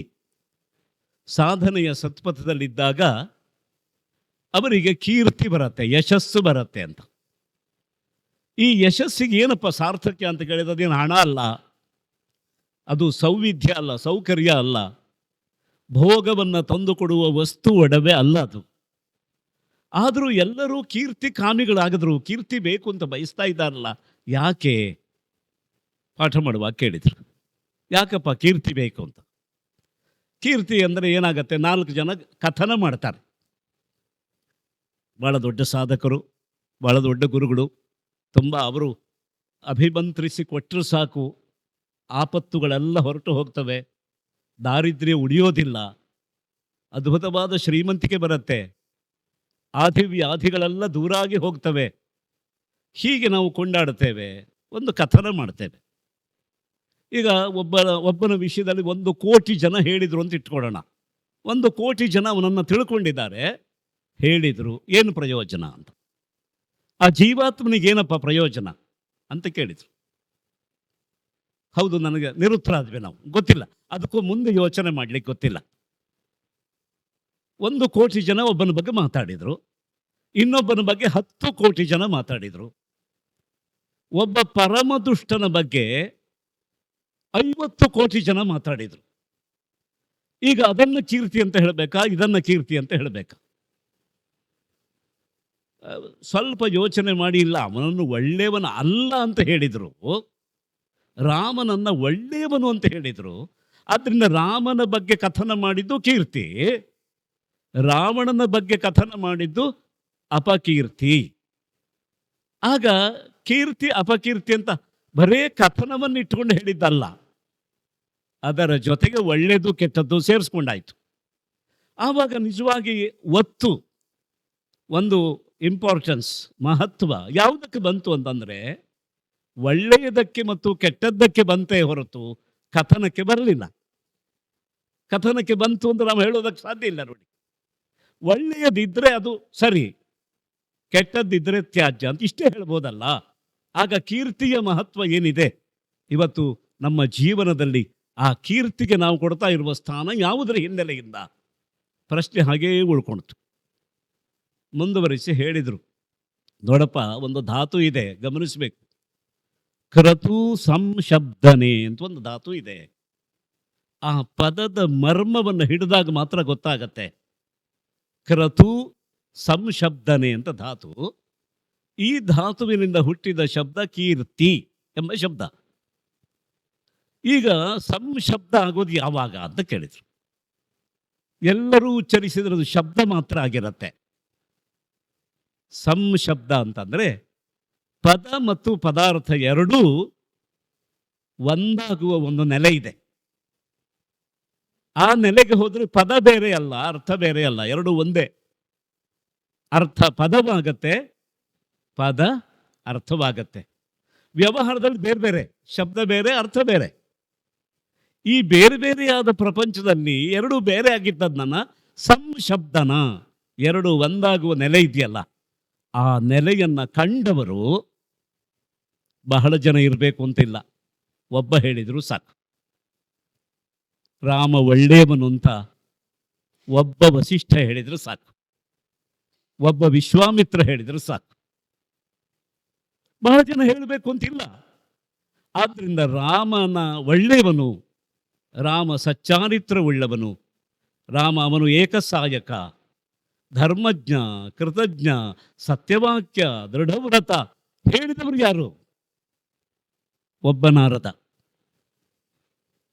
ಒಬ್ಬ ವಾಲ್ಮೀಕಿ, ಒಬ್ಬ ವಿಶ್ವಾಮಿತ್ರ, ಒಬ್ಬ ವಸಿಷ್ಠ. ಸಂಶಬ್ದನ ಅದು. ಆದ್ದರಿಂದ ಕೀರ್ತಿ ಯಾಕೆ ದೊಡ್ಡದು ಅಂತಂದರೆ, ಕೀರ್ತಿ ಕಾಯೇನ ಜೀವತಿ. ಭೌತಿಕವಾದ ದೇಹ ಬಿದ್ದು ಹೋಗ್ಬಿಡಬಹುದು, ಬಿದ್ದರೂ ತೊಂದರೆ ಇಲ್ಲ. ಕೀರ್ತಿ ಎಂಬ ಶರೀರದಿಂದ ಬದುಕ್ತಾರಂತೆ ಅವರು.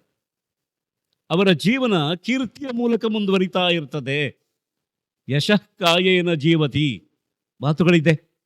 ಆ ಯಶಃ ಕಾಯವನ್ನು ಕೊಟ್ಟವರು ಯಾರು ಅಂತ ಕೇಳಿದರೆ, ಅರ್ಥ ಮತ್ತು ಪದ ಎರಡೂ ಒಂದಾಗುವ ನೆಲೆಯನ್ನು ಕಂಡವರು. ಅಂಥವ್ರು ಯಾರಾದರೂ ಒಬ್ಬರು ನಮ್ಮ ಬಗ್ಗೆ ಮಾತಾಡಬೇಕು. ಅಲ್ಲಿಯವರೆಗೂ ನಾವು ಮುಂದುವರಿಸ್ತಾ ಇರಬೇಕದನ್ನು. ಹಾಗಾದರೂ ಮಾತ್ರ ಆವಾಗ ಆ ಕೀರ್ತಿ ಎಂಬುದು ನಮಗೆ ಪುರುಷಾರ್ಥವನ್ನು ಕೊಡುತ್ತೆ. ಪುರುಷಾರ್ಥವನ್ನು ಕೊಡುತ್ತೆ ಅದು. ಅದೇ ಧರ್ಮ, ಅದೇ ಅರ್ಥ, ಅದೇ ಕಾಮ, ಅದೇ ಅಪವರ್ಗ ಮೋಕ್ಷ. ಆದ್ದರಿಂದ ಕೀರ್ತಿ ಎಂಬುದು ಪುರುಷಾರ್ಥವನ್ನು ಕೊಡೋದು ಅಂತಹ ಹೊತ್ತಿಗೆ ಅಂತ ನಮ್ಮ ಗುರುಗಳು ಪಾಠ ಮಾಡುವಾಗ ಹೇಳಿದರು. ಈಗ ಈ ಕೀರ್ತಿಯನ್ನು ಸಮಾಜಕ್ಕೆ, ಪ್ರಪಂಚಕ್ಕೆ, ನಮ್ಮ ಮುಂದಿನ ಮಕ್ಕಳಿಗೆ ಕೊಡೋದಕ್ಕಾಗಿ ವಿಷ್ಣುಗುಪ್ತ ವಿಶ್ವವಿದ್ಯಾಪೀಠ ಅಗತ್ಯ ಇದೆ. ಇದರ ಒಂದು ಮುಖವಾದದ್ದನ್ನು ಶಂಕರ ಭಗವತ್ಪಾದರ ಸ್ತೋತ್ರದ ಜೊತೆಯಲ್ಲಿ ನಾವು ಅನುಸಂಧಾನ ಮಾಡೋಣ.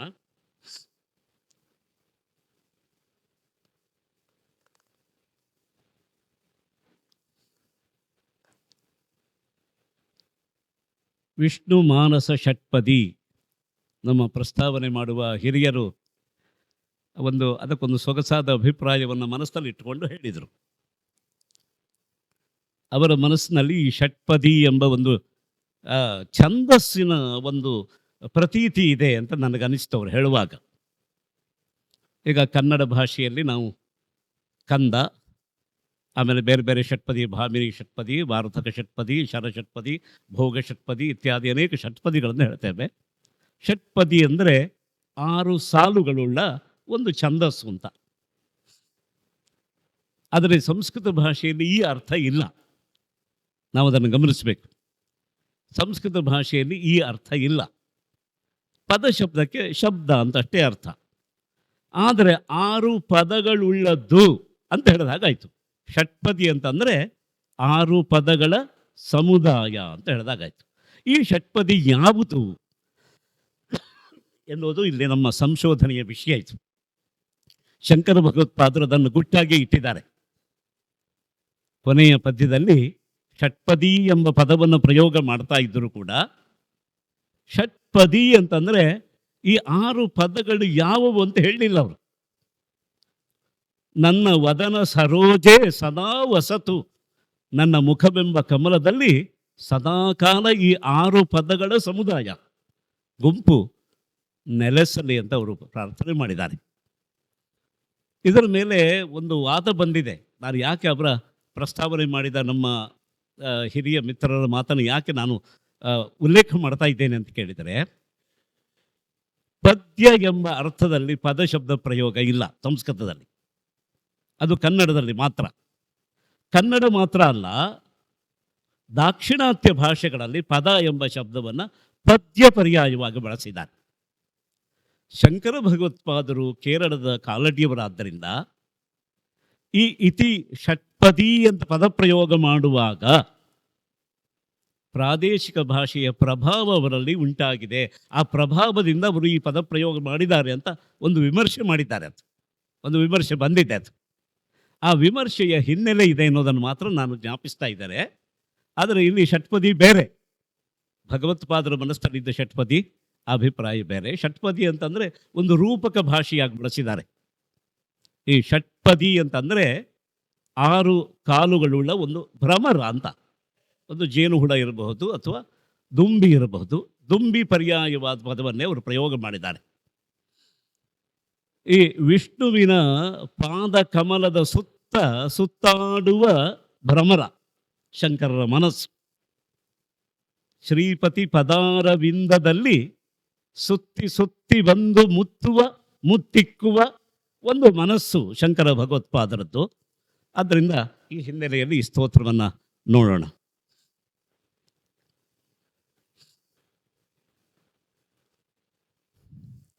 ಶಂಕರರು ವಿಷ್ಣು ಭಕ್ತರು. ತುಂಬ ವಿವಾದಗ್ರಸ್ತವಾದ ವಿಷಯ ಇದು.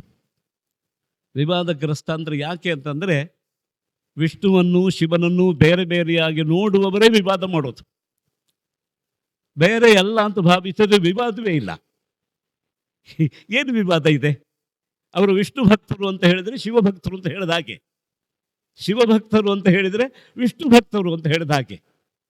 ಬ್ರಹ್ಮತತ್ವ ಪ್ರತಿಪಾದಕ ಒಂದು ಆಚಾರ್ಯರಾದ್ದರಿಂದ ಬ್ರಹ್ಮವೆಂಬುದು ಹೇಗೆ ಬೇಕಾದರೂ ತೋರ್ಬೋದಲ್ಲ, ಅದರ ಅದು ಸ್ವಾತಂತ್ರ್ಯ, ಅದು ಬ್ರಹ್ಮವಸ್ತುವಿನ ಸ್ವಾತಂತ್ರ್ಯ. ಆ ಬ್ರಹ್ಮವಸ್ತುವಿಗೆ ಶಿವನಾಗಿ ಕಾಣುವ ಒಂದು ಮನಸ್ಸಿದ್ದರೆ ಬಹುಸ್ಯಾಂ ಪ್ರಜಾಯೇಯ, ಅದು ಶಿವನಾಗಿ ಕಾಣಬಹುದು. ವಿಷ್ಣುವಾಗಿ ಕಾಣಿಸಿಕೊಳ್ಳುವ ಮನಸ್ಸಿದ್ದರೆ ವಿಷ್ಣುವಾಗಿ ಕಾಣಬಹುದು. ದುರ್ಗೆಯಾಗಿ ಕಾಣುವ ಮನಸ್ಸಿದ್ದರೆ ದುರ್ಗೆಯಾಗಿ ಕಾಣಬಹುದು.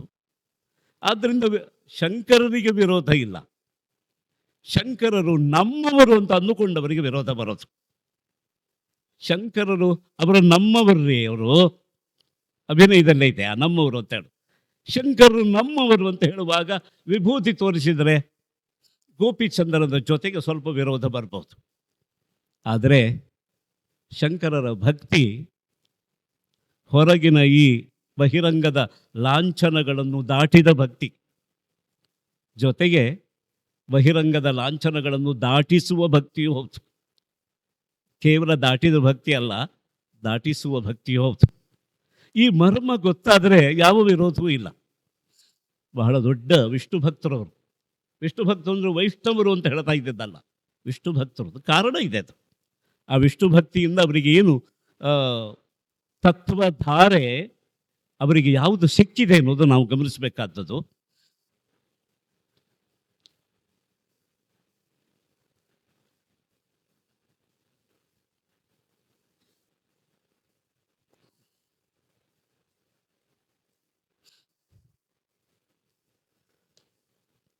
ಅವಿನಯಮಪನಯ ವಿಷ್ಣು ದಮಯ ಮನಃಶಮಯ ವಿಷಯ ಮೃಗತೃಷ್ಣಾಂ ಭೂತದಯಾಂ ವಿಸ್ತಾರಯ ತಾರಯ ಸಂಸಾರ ಸಾಗರತಃ. ಅವಿನಯಮಪನಯ, ದೇವರಲ್ಲಿ ಆಚರಣೆ ಮಾಡ್ತಾ ಇದ್ದಾರೆ. ಮೊದಲು ಶಬ್ದಾರ್ಥವನ್ನು ಹೇಳ್ತಾ ಹೋಗ್ತಾ ಇರ್ತೇನೆ. ಅವಿನಯಮಪನಯ ಬಹುಶಃ ನಮ್ಮ ಈ ಕಾಲಕ್ಕೆ ಬಹಳ ಅಗತ್ಯವಾದ ಪ್ರಾರ್ಥನೆ ಇದು. ನಮ್ಮೆಲ್ಲರಲ್ಲೂ ಅವಿನಯ, ಎಂತೆಂಥ ಅವಿನಯ ಇದೆ ಅಂತಂದರೆ ನಾವೇ ನಮ್ಮನ್ನು ನೋಡಿ ಸರಿಪಡಿಸ್ಕೊಳ್ಬೇಕು. ಇವತ್ತು ಪ್ರಜಾಪ್ರಭುತ್ವ ಮತ್ತು ನಮಗೆ ಬಂದ ಸಾಮೂಹಿಕ ಶಿಕ್ಷಣ ಎಲ್ಲರನ್ನೂ ಅಹಂಕಾರಿಯಾಗಿ ಮಾಡಿದೆ. ನಾವು ಗಮನಿಸಬೇಕು. ನಾವು ಅಹಂಕಾರಿಗಳಲ್ಲ ಅಂತ ಅಂದ್ಕೊಳ್ತೇವೆ. ನನ್ನಷ್ಟು ವಿನೀತರು ಯಾರೂ ಇಲ್ಲ ಅಂತ ನನಗೆ ಕಾಣುತ್ತೆ. ನಾನೇ ಕನ್ನಡಿ ನೋಡಿದರೆ ಛೇ ಎಷ್ಟು ಅಹಂಕಾರ ಇದೆ ಅಂತ. ಒಂದು ಮಾತು ನನ್ನ ಬಗ್ಗೆ ನನಗೆ ಅಪ್ರಿಯವಾದದ್ದು ಬಂದರೆ ನಾನು ನಾಗರಿಕವಾದ ವಿಧಾನದಲ್ಲಿ ಅದನ್ನು ಪ್ರತಿಭಟಿಸ್ತೇನೆ. ಅನಾಗರಿಕವಾಗಿ ನಡ್ಕೊಳ್ಳೋಲ್ಲ, ಆದರೆ ನಾಗರಿಕವಾಗಿ ಪ್ರತಿಭಟಿಸ್ತೇನೆ. ನಾವು ಜನರ ಅಭಿನಯವನ್ನು ನೀವು ನೋಡಿ, ಬೇರೆ ಬೇರೆ ಸ್ಥಳದಲ್ಲಿ ನೋಡಿ. ಈಗ ಎಂತಹ ದುರ್ಬಲ ಗಂಡಸಿಗೂ ಅವನ ಅಭಿನಯ ಗೊತ್ತಾಗೋದು ಯಾರಲ್ಲಿ ಹೇಳಿ? ಅವನ ಹೆಂಡತಿಯಲ್ಲಿ. ನಾನು ಇಲ್ಲೇನೋ ಒಡಕೊಟ್ಟಿಸ್ತಾ ಇದ್ದೇನೆ ಅಂತ ತಾವು ದಯವಿಟ್ಟು ತಾಯಂದರು ಭಾವಿಸಬಾರದು. ನಿಮ್ಮ ನಿಮ್ಮ ಗಂಡಂದಿರ ಅಭಿನಯ ನಿಮಗೆ ಗೊತ್ತಿದ್ದಷ್ಟು ಯಾರಿಗೂ ಗೊತ್ತಿಲ್ಲ. ಅದೇ ರೀತಿ ನಿಮ್ಮ ಅಭಿನಯ ನಿಮ್ಮ ಗಂಡಂದಿರಿಗೆ ಗೊತ್ತಿದ್ದಷ್ಟು ಬೇರೆ ಯಾರಿಗೂ ಗೊತ್ತಿಲ್ಲ. ಗೊತ್ತಿರತ್ತೆ. ಅಭಿನಯ ಅಂತಂದರೆ ಉದಾಹರಣೆಗೆ ನೋಡಿ, ಯಾವುದೋ ಒಂದು ಪದಾರ್ಥಕ್ಕೆ ಉಪ್ಪು ಕಡಿಮೆ ಆಗಿದೆ, ಉಪ್ಪು ಬೇಕು ಅಂತ ಹೇಳಿದಾಗ ಮೊದಲು ಸ್ವಲ್ಪ ಬಡಿಸ್ತೀರಲ್ವಾ? ಸ್ವಲ್ಪ ಉಪ್ಪು ಬೇಕು ಅಂತ ಮತ್ತೆ ಎಲೆ ತುದಿ ಮುಟ್ಟಿದಾಗ ಇನ್ನೊಂದು ಸ್ವಲ್ಪ ಬಡಿಸ್ತೇವೆ ನಾವು. ಮೊದಲನೇ ಸಾರಿ ಹಾಕಾಗಿದೆ, ಈಗ ಅಷ್ಟು ಬೇಕಾಗಿರ್ಲಿಕ್ಕಿಲ್ಲ ಅಂತ. ಅವನು ಮೂರನೇ ಸಾರಿ ಉಪ್ಪು ಅಂತ ಹೀಗೆ ತಟ್ತಾನೆ. ಆಗ ಎಷ್ಟು ಬಡಿಸ್ತಾರೆ ನೀವು ನೋಡಿ. ಮೊದಲು ಸ್ವಲ್ಪ ಬಡಿಸಿದ ತಾಯಂದಿರು ಇಷ್ಟು ಉಪ್ಪನ್ನು ತಂದು ಹಾಕ್ತಾರೆ. ಏನಾದರೆ ಆ ಕ್ರಿಯೆಯ ಹಿಂದಿರುವ ಭಾವಗಳು ಯಾವುದು ಯೋಚನೆ ಮಾಡಿ. ಮೊದಲೇ ಉಪ್ಪು ಹಾಕಿದೆ, 2 ಸಾರಿ ಕೇಳಿ ಹಾಕಿಸಿಕೊಂಡಿದ್ದಾರೆ, ಇನ್ನೂ ಮತ್ತೆ ಎಲೆ ತುದಿ ಮುಟ್ಟಿ ಉಪ್ಪು ಅಂತ ಅನ್ನುವಾಗ ನಮ್ಮ ವಿನಯದ ಕಟ್ಟೆ ಒಡೆದು ಹೋಗ್ತದೆ. ಇರುವ ಉಪ್ಪನ್ನು ತಂದು ಮೇಲಕ್ಕೆ ಅದನ್ನು ಹಾಕುವಾಗ ನಮಗಿರುವ ಭಾವವನ್ನು ಗಮನಿಸಿ. ಇದು ಅಭಿನಯ. ನಿಜವಾಗ ಆಗ 3ನೇ ಸಾರಿ ಹಾಕುವಾಗ ತುಂಬ ಅಭಿನಯ ಬರಬೇಕಿತ್ತು. ಛೇ ಛೇ, ಎಷ್ಟು ಕಡಿಮೆ ಹಾಕ್ಬಿಟ್ನಲ್ಲ, ಇವತ್ತು ಇಷ್ಟು ಉಪ್ಪು ಬೇಕಾಗಿದ್ಯಾ? ಯಾಕೆ ಉಪ್ಪಿಗಿಂತ ರುಚಿ ಇಲ್ಲ, ತಾಯಿಗಿಂತ ಬಂಧು ಇಲ್ಲ. ಇದೇ ಗಾದೆಯ ಮಾತನ್ನು ಮಕ್ಕಳಿಗೆ ಪಾಠ ಹೇಳ್ತೇವೆ. ಆ ಮಾತನ್ನು ಬದುಕುವ ಹೊತ್ತು ಬಂದಾಗ ನಾವು ಅವಿನೀತರಾಗ್ತೇವೆ. ಅಭಿನಯ ಇಂತಹ 1000 ಉದಾಹರಣೆ ಕೊಡಬಹುದು. ನಮ್ಮ ಬದುಕಿನಲ್ಲಿ ಸಾವಿರಾರು ಉದಾಹರಣೆಗಳನ್ನು ಕೊಡ್ಬೋದು. ಯಾಕೆ ಅಂದರೆ ಎಲ್ಲ ಕಡೆಗೆ ನಾನು ಈಗ ಬಸ್ಗಳಲ್ಲಿ ಹೋಗುವಾಗ, ರೈಲಲ್ಲಿ ಪ್ರಯಾಣ ಮಾಡುವಾಗ, ಎಲ್ಲ ಶಾಲೆಗಳಲ್ಲಿ, ಕಾಲೇಜುಗಳಲ್ಲಿ ಒಬ್ಬ ಅಕ್ಕಪಕ್ಕದಲ್ಲಿ ಹೀಗೆ ಹಾದು ಹೋಗುವಾಗಲೇ ಇವರಲ್ಲಿ ಎಷ್ಟು ಅಹಂಕಾರ ಇದೆ, ಅವನಿಂದ ನನ್ನ ಅಹಂಕಾರ ಎಷ್ಟು ಕೆರಳಿತು, ಎರಡನ್ನು ಅಧ್ಯಯನ ಮಾಡಬಹುದು ನಾವು. ಯಾಕೋ ನಮಗೆ ಆ ಸೂಕ್ಷ್ಮ ದೃಷ್ಟಿ ಇರಬೇಕಷ್ಟೇ, ಗೊತ್ತಾಗತ್ತೆ. ಒಳಗಡೆ ಬರುವಾಗಲೇ ಒಬ್ಬ ಬಂದು ಕೂತ್ಕೊಳ್ಳ, ತಾನು ಬಂದದ್ದು ಗೊತ್ತೇ ಆಗಬಾರ್ದು ಯಾರಿಗೂ ಎಂಬ ಭಾವ ಇದ್ದರೂ ಕೂಡ ಕೂತ್ಕೊಳ್ಳುವಾಗ, ಅಂದರೆ ಮೊದಲಿನ ವಿನಯ ಖರ್ಚಾಗ್ಬಿಟ್ಟಿದೆಯಲ್ಲ, ಕೂತ್ಕೊಳ್ಳುವಾಗ ಒಂದು ಸದ್ದು ಮಾಡಿ ಕೂತ್ಕೊಂಡ್ಬಿಡೋದು, ಆಗ ಅಭಿನಯ ಬರುತ್ತೆ.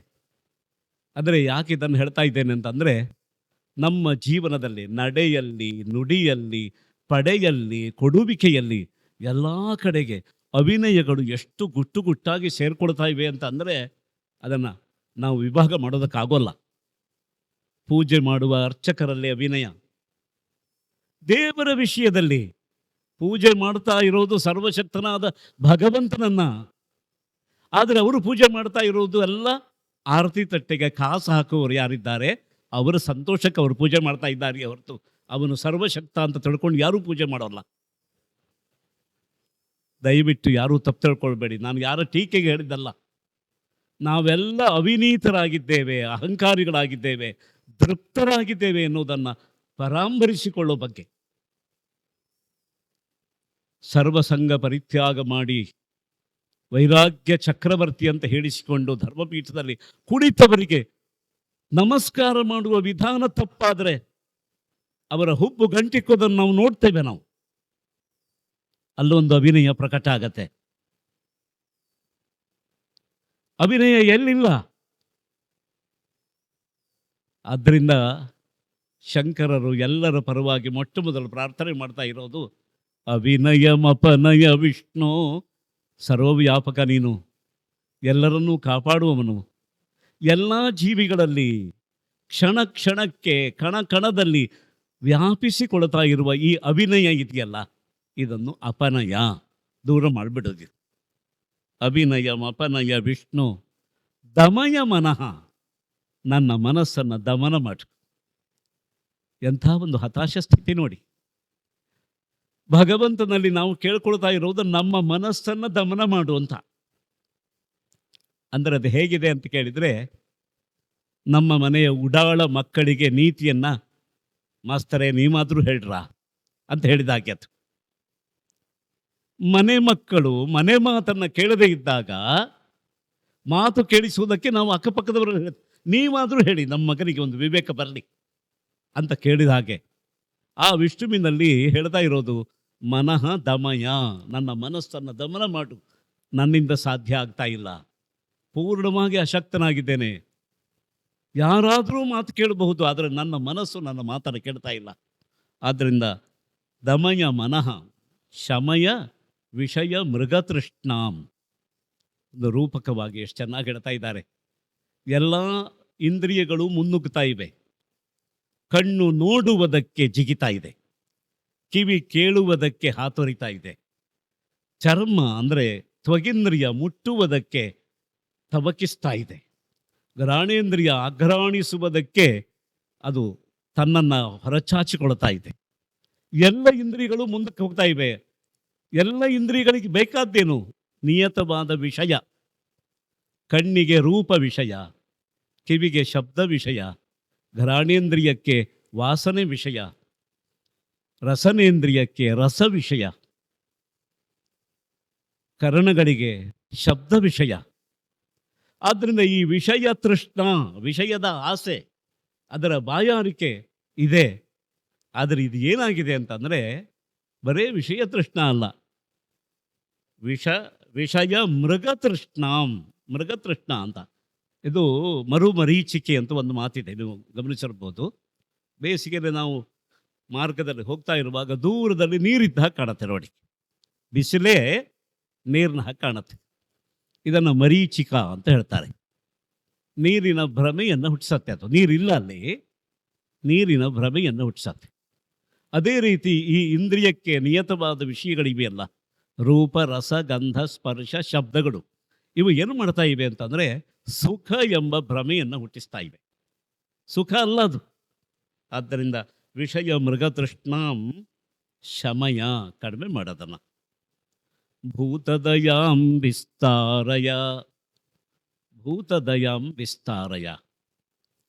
ಎಷ್ಟು ಚೆನ್ನಾಗಿದೆ ಈ ಮಾತು ಅಂತಂದರೆ, ಭೂತದಯ, ಭೂತ ಅಂದರೆ ಪ್ರಾಣಿ, ಪ್ರಾಣಿಗಳ ವಿಷಯದಲ್ಲಿ ಒಂದು ಕರುಣೆ ದಯೆಯನ್ನು ವಿಸ್ತಾರಯ, ಇಲ್ಲವೇ ಇಲ್ಲ ಅಂತಲ್ಲ, ಹೆಚ್ಚು ಮಾಡು ಅಂತ, ಅದನ್ನು ವಿಸ್ತಾರ ಮಾಡ್ತಾ ಹೋಗು. ಈ ಉದಾಹರಣೆಗೆ ನಮ್ಮ ಹೆಂಡತಿ ಮಕ್ಕಳ ಬಗ್ಗೆ ನಮಗೆ ಅಪಾರವಾದ ಪ್ರೀತಿ ಇದೆ. ಈ ಪ್ರೀತಿಯನ್ನು ಒಂದು ಊರಿನ ಮಟ್ಟಕ್ಕೆ ವಿಸ್ತಾರ ಮಾಡೋದು, ಎಲ್ಲ ನಮ್ಮೂರವರು ಚೆನ್ನಾಗಿರಬೇಕು ಅಂತ. ಊರಿನ ವಿಷಯದಲ್ಲಿರುವ ಪ್ರೀತಿಯನ್ನು ಗ್ರಾಮಕ್ಕೆ ವಿಸ್ತಾರ ಮಾಡೋದು, ಗ್ರಾಮದಲ್ಲಿರುವ ಪ್ರೀತಿಯನ್ನು ಒಂದು ನಾಡಿಗೆ ವಿಸ್ತಾರ ಮಾಡೋದು, ನಾಡಿನ ಪ್ರೀತಿಯನ್ನು ದೇಶಕ್ಕೆ ವಿಸ್ತಾರ ಮಾಡೋದು, ದೇಶದ ಪ್ರೀತಿಯನ್ನು ವಿಶ್ವಸ್ತರದಲ್ಲಿ ವಿಸ್ತಾರ ಮಾಡೋದು. ಹೇಳೋದಕ್ಕೆ ಚಂದ, ಆಗೋಲ್ಲ, ಭಾಳ ಕಷ್ಟ, ಅದು ಸುಲಭ ಅಲ್ಲ. ನೋಡಿ, ನಾವೇ ನಮ್ಮ ಪ್ರತಿಕ್ರಿಯೆಯನ್ನು ಗಮನಿಸಬೇಕು. ಮಾತಾಡ್ತಾ ಇರುವಾಗ ಒಂದು ಸೊಳ್ಳೆ ಕೂತ್ಕೊಳ್ಳತ್ತೆ, ಸಹಜವಾಗಿ ಯಾರಿಗೂ ಏನಾಗತ್ತೆ ಅಂತ ಅನ್ನಬೇಕು ಅಂತ ಅನ್ಸತ್ತೆ. ಈ ಪ್ರಪಂಚದಲ್ಲಿ ನನ್ನ ಹಾಗೆ ಬದುಕುವ ಜೀವ ಅಲ್ಲಬಾತು, 84 ಲಕ್ಷ ಜೀವ ಯೋನಿಗಳಿಗೆ ಬದುಕೋದಕ್ಕಿರೋದು ಒಂದೇ ಭೂಮಂಡಲ, ಬೇರೆ ಬೇರೆ ಭೂಮಂಡಲ ಇಲ್ಲ. ಅವೆಲ್ಲ ಬದುಕಬೇಕು ಅಂತ ಆದರೆ ಅಪ್ರೇರಿತವಾಗಿ ನಾವು ಹೊಡಿತಾ ಇದ್ದೇವಲ್ಲ, ಸರಿಯಾದ್ದು. ಭೂತದಯಾಂ ವಿಸ್ತಾರಯ, ಬುದ್ಧ ಹೇಳಿದ ಅವನ ದಯೆಯೂ ಇದೆ. ಶಂಕರ ಭಗವತ್ಪಾದರು ಏನು ಒಂದು ಋಷಿ ಹೃದಯದಿಂದ ಒಂದು ಭೂತದಯಾ ವಿಸ್ತಾರವನ್ನು ಭಗವಂತನಲ್ಲಿ ಯಾಚಿಸಿದರೋ, ಪ್ರಾರ್ಥಿಸಿದರೋ, ಅದನ್ನು ಬುದ್ಧ ಹೇಳಿದ್ದು ಅದೇ, ಮಹಾವೀರ ಹೇಳಿದ್ದು ಅದೇ. ಜೈನರ ಅಹಿಂಸಾವಾದ ಎಷ್ಟು ಅದ್ಭುತವಾಗಿದೆ ಗಮನಿಸಬೇಕು. ಮಾರ್ಗ ಮಧ್ಯದಲ್ಲಿರುವ ಎಲ್ಲ ಜಂತುಗಳೆಲ್ಲ ದೂರ ಹೋಗಲಿ ಅಂತ ಹೇಳಿ ನವಿಲ ಗರುಗಳಿಂದ ಅದನ್ನು ಹೀಗೆ ಅಕ್ಕಪಕ್ಕಕ್ಕೆ ಸರಿಸಿಕೊಳ್ತಾ ಎಲ್ಲವೂ ಬದುಕಲಿ ಅಂತ, ಅದರ ಆಶಯ ಬಹಳ ಮುಖ್ಯ. ಆ ಸದಾಶಯಕ್ಕೆ ಬೆಲೆ ಇರೋದು. ಎಲ್ಲ ಜೀವಿಗಳು, ಅದು ಒಂದು ಕೀಟ ಇರಬಹುದು, ಒಂದು ದೊಡ್ಡ ಪ್ರಾಣಿ ಇರಬಹುದು, ಅದರ ಬದುಕು ಅದಕ್ಕಿದೆ, ಅದು ಬದುಕಬೇಕು. ಭೂತದಯಾಂ ವಿಸ್ತಾರಯ, ಇದಾದರೆ ನಾವು ಮುಂದಿನ ಪ್ರಾರ್ಥನೆ ಮಾಡ್ಕೊಳ್ಳೋಕ್ಕಾಗತ್ತೆ. ತಾರಯ ಸಂಸಾರ ಸಾಗರತಃ, ಈ ಸಂಸಾರ ಸಾಗರದಿಂದ ನನ್ನನ್ನು ದಾಟಿಸಿಬಿಡು ಅಂತ.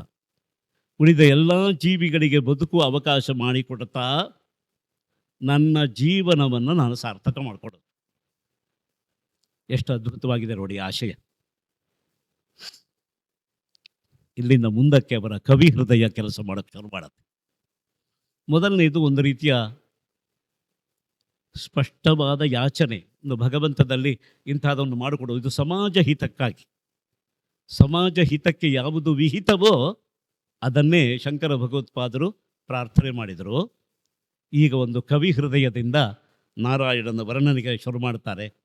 ದಿವ್ಯ ಧುನಿ ಮಕರಂದೇ ಪರಿಮಳ ಪರಿಭೋಗ ಸಚ್ಚಿದಾನಂದೇ ಶ್ರೀಪತಿ ಪದಾರವಿಂದೇ ಭವಭಯ ಖೇದಚ್ಛಿದೇ ವಂದೇ. ಶ್ರೀಪತಿ ಪದಾರವಿಂದೇ, ಲಕ್ಷ್ಮೀನಾರಾಯಣ. ಶ್ರೀಪತಿ ಅಂದರೆ ಲಕ್ಷ್ಮೀನಾರಾಯಣ. ಅವನ 2 ಪಾದಗಳು ಕೆಂಪಾದ ಸಂಪಾದ ತಂಪಾದ ಪಾದಗಳು. ಪದಾರವಿಂದ, ಅರಳಿದ ಕಮಲ. ಯೋಗಶಾಸ್ತ್ರದಲ್ಲಿ ಕಮಲಕ್ಕೆ ಬಹಳ ದೊಡ್ಡ ಮಹತ್ವ, ಬಹಳ ಮಹತ್ವಪೂರ್ಣವಾದ ಸ್ಥಾನ ಇದೆ. ಅದು ಯೋಗ ಸಾಧನೆಯಲ್ಲಿ ಆ ಕಮಲದ ಹೂವನ್ನು ಭಾವಿಸಿಕೊಳ್ಬೇಕು. ಅದು ತಂತ್ರಶಾಸ್ತ್ರದಲ್ಲೂ ಹಾಗೆ, ಮಂತ್ರಶಾಸ್ತ್ರದಲ್ಲೂ ಹಾಗೆ ಅರಳಿದ ಕಮಲಕ್ಕೊಂದು ಸ್ಥಾನ ಇದೆ. ಆದ್ದರಿಂದ ನಾವು ಏನು ಹೇಳಿದಾಗಾಯಿತು ಅಂತಂದರೆ, ಯಂತ್ರ, ತಂತ್ರ ಮತ್ತು ಮಂತ್ರ ಪ್ರತಿಪಾದ್ಯವಾದದ್ದು ಯಾವುದು ಅಂತ ಕೇಳಿದರೆ ಶ್ರೀಪತಿ ಪದಾರವಿಂದ, ಕಮಲದ ಹಾಗಿರುವ ಪಾದ. ಸುಮ್ಮನೆ ನಮಗೆ ವರ್ಣನೆ ಮಾಡೋದಕ್ಕೆ ದಾರಿದ್ರ್ಯದಿಂದ ಹೇಳಿದ್ದಲ್ಲ. ನೀವು ಆ ಕಡೆಯಿಂದ ಬಂದರೂ ಅದು ಸಿಗಬೇಕದು, ಈ ಕಡೆಯಿಂದ ಬಂದರೂ ಸಿಗಬೇಕು, ಮೇಲಿನಿಂದ ಬಂದರೂ ಸಿಗಬೇಕು, ಕೆಳಗಿಂದ ಬಂದರೂ ಸಿಗಬೇಕು. ಅಂತಹ ಒಂದು ರೂಪಕವನ್ನು ಬಳಸಿದರು. ಶ್ರೀಪತಿ ಪದಾರವಿಂದೇ, ಲಕ್ಷ್ಮೀನಾರಾಯಣನ 2 ಪಾದ ಕಮಲಗಳನ್ನು ಒಂದೇ ನಮಸ್ಕಾರ ಮಾಡುತ್ತೇನೆ ನಾನು. ಅದೇನಾಗಿದೆ ಅಂದರೆ ದಿವ್ಯಧುನಿ ಮಕರಂದೇ. ದಿವ್ಯಧುನಿ ಅಂದರೆ ದಿವ್ಯವಾದ ನದಿ, ಗಂಗಾ ನದಿ. ಗಂಗಾ ನದಿಯೇ ಮಕರಂದ. ಈ ಲಕ್ಷ್ಮೀನಾರಾಯಣನ ಪಾದವೆಂಬ ಕಮಲದ ಪುಷ್ಪರಸ ಮಕರಂದ ಯಾವುದು ಅಂತ ಕೇಳಿದರೆ ಗಂಗಾ ನದಿ.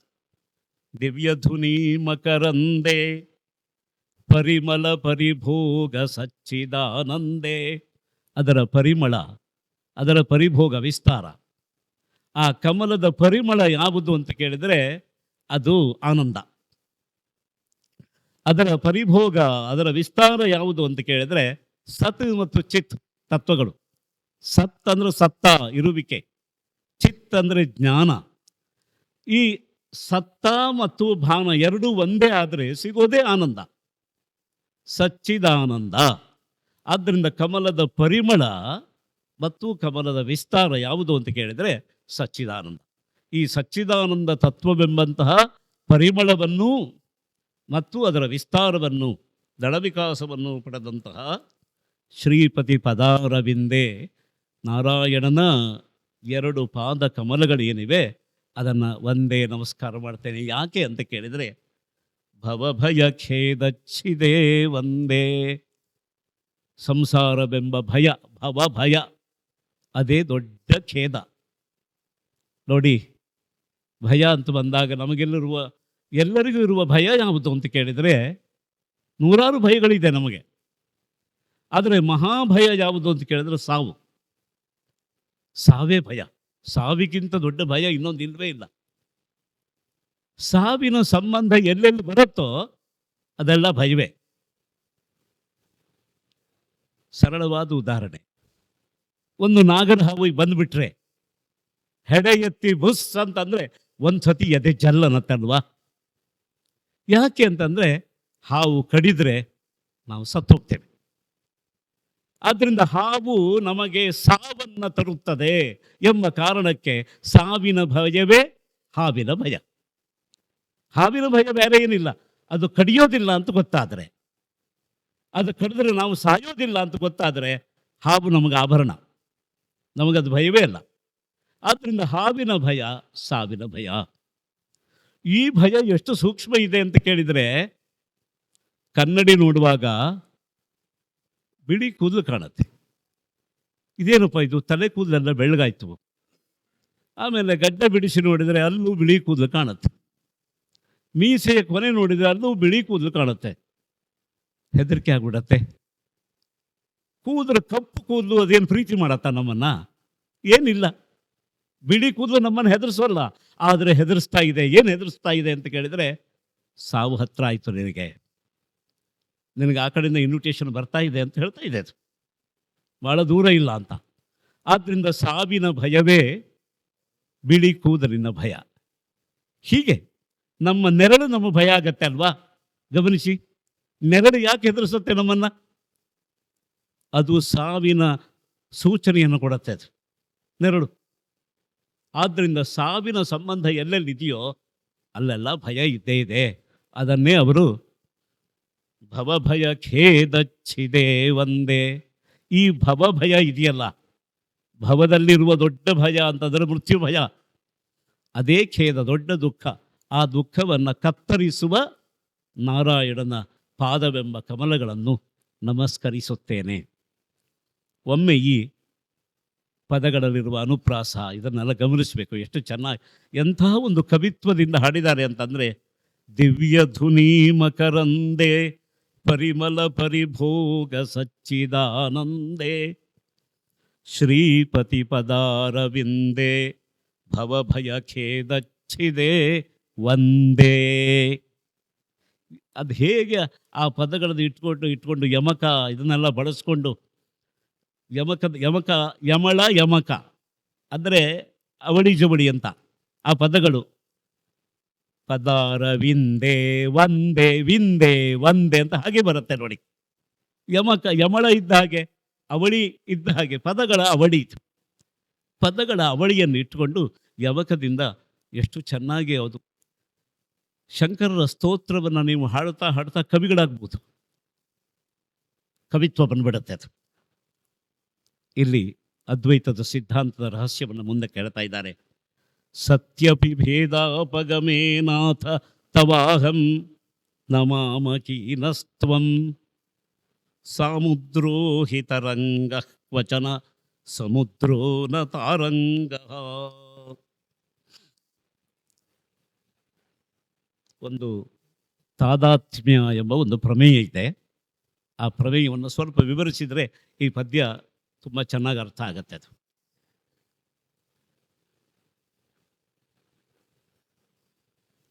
ತಾದಾತ್ಮ್ಯ ಅಂದರೆ ಒಂದು ಕಡೆಯಿಂದ ನೋಡಿದರೆ ಅದೇ ಇದು ಅಂತ ಕಾಣುತ್ತೆ, ಇನ್ನೊಂದು ಕಡೆಯಿಂದ ನೋಡಿದರೆ ಅದು ಇದಲ್ಲ ಅಂತ ಕಾಣುತ್ತೆ.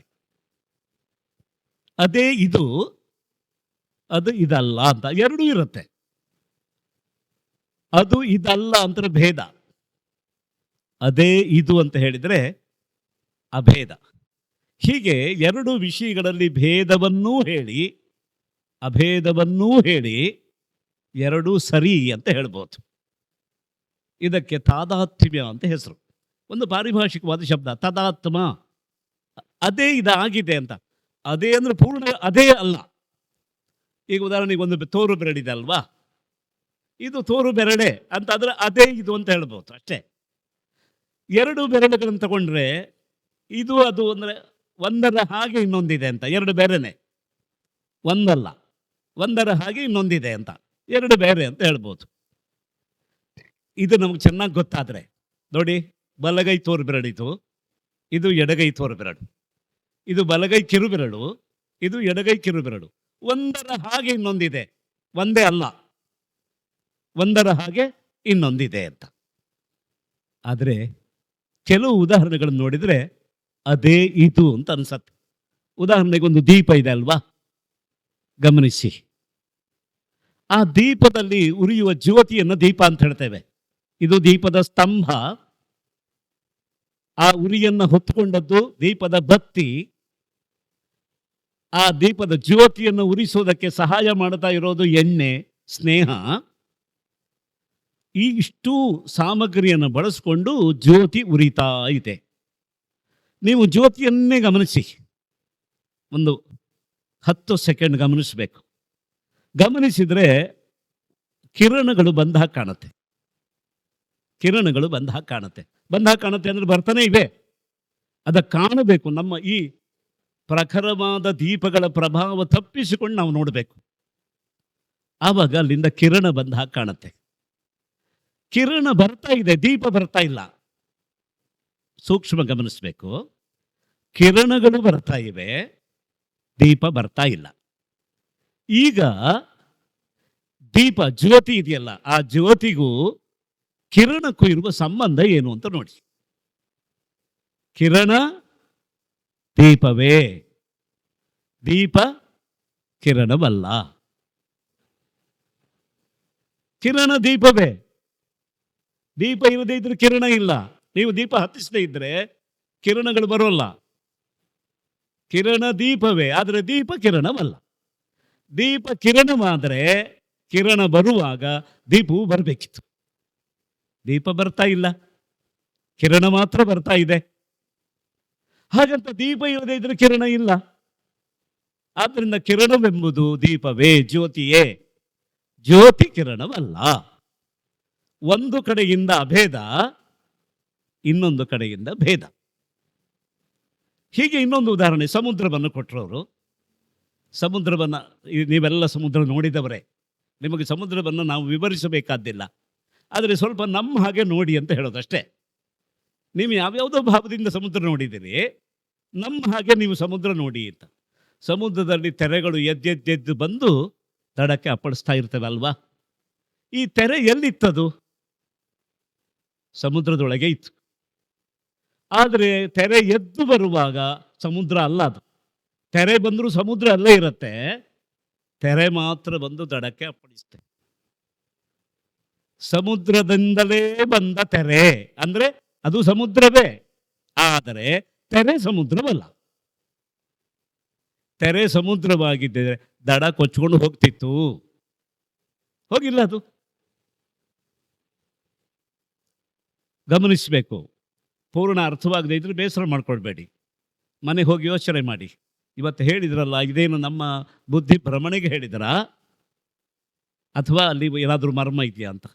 ದೀಪ ಮತ್ತು ಕಿರಣ ನೀವು ಗಮನಿಸಿ ನೋಡಿ. ತುಪ್ಪದ ದೀಪವನ್ನು ದೇವರ ಮುಂದೆ ಹಚ್ಚಿಕೊಂಡು ಉಳಿದ ದೀಪಗಳನ್ನು ಆರಿಸ್ಕೊಂಡು ಅದನ್ನೇ ನೋಡಿ. 1-2 ನಿಮಿಷ ಏಕಾಗ್ರ ಚಿತ್ತವಾಗಿ ನೋಡಿ, ನಿಮಗೆ ಗೊತ್ತಾಗತ್ತೆ ದೀಪ ಮತ್ತು ಆ ಕಿರಣಗಳ ಸಂಬಂಧ ಬಹಳ ಚೆನ್ನಾಗಿ ಗೊತ್ತಾಗತ್ತೆ. ಅದು ಗೊತ್ತಾದರೆ ದೇವರಿಗೂ ಜೀವನಿಗಿರುವ ಸಂಬಂಧ ಗೊತ್ತಾಗತ್ತೆ. ಇಲ್ಲಾದ್ರೂ ಗೊತ್ತಾಗೋಲ್ಲ. ಈ ಜೀವ ನಾನು ನಾನು ಅಂತ ಅನ್ಕೊಳ್ಳಿ, ನಾನು ನೀನು ಅವನು ಅವಳು ಅಂತ ಅನ್ಕೊಂಡಿದ್ದೇವಲ್ಲ, ಇವರೆಲ್ಲ ಯಾರು? ಇವರೆಲ್ಲ ನಾರಾಯಣನೇ, ಬೇರೆ ಯಾರೂ ಅಲ್ಲ. ಆದರೆ ಜೀವನೇ ನಾರಾಯಣ ಅಲ್ಲ. ಜ್ಯೋತಿಯೇ ಕಿರಣವಾದರೂ ಕೂಡ ಕಿರಣ ಜ್ಯೋತಿ ಅಲ್ಲ. ಹಾಗೆ ನಾರಾಯಣನೇ ಜೀವನಾದರೂ ಕೂಡ ಜೀವನಾರಾಯಣನಲ್ಲ.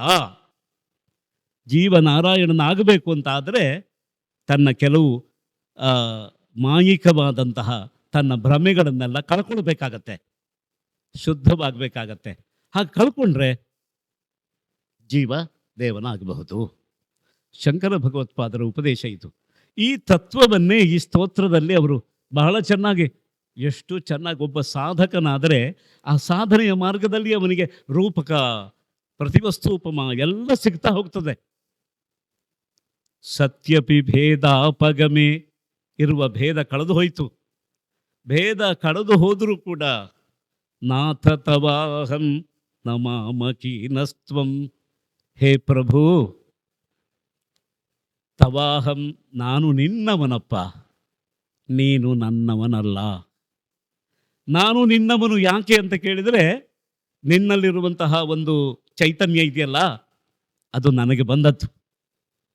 ಆದ್ದರಿಂದ ನಾನು ನಿನ್ನವನು. ಚೈತನ್ಯದ ಸ್ವರೂಪವನ್ನು ಇಟ್ಟುಕೊಂಡಾಗ ನಾನು ನೀನಲ್ಲ. ಯಾಕೆ ಅಂದರೆ ನನ್ನೊಳಗೆ ಭ್ರಮೆ ಇದೆ, ಭ್ರಮೆಯಿಂದಾಗಿ ಬಂದ ಪಾಪಗಳಿವೆ, ನನಗೆ ಪುನರ್ಜನ್ಮ ಇದೆ, ನನಗಳು ಇದೆ. ಇದು ಯಾವುದು ನಿಂದಲ್ಲ.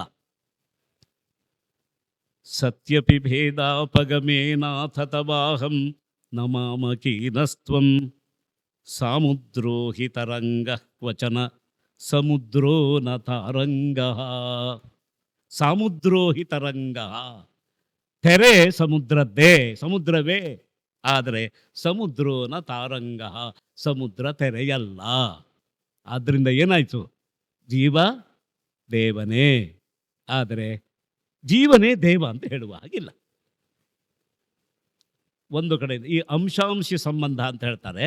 ಅಂಶಾಂಶಿ ಸಂಬಂಧ ಎಲ್ಲಿರುತ್ತೋ ಅಲ್ಲೆಲ್ಲ ಇದೇ ಒಂದು ವಿಭಾಗ ಇದೆ.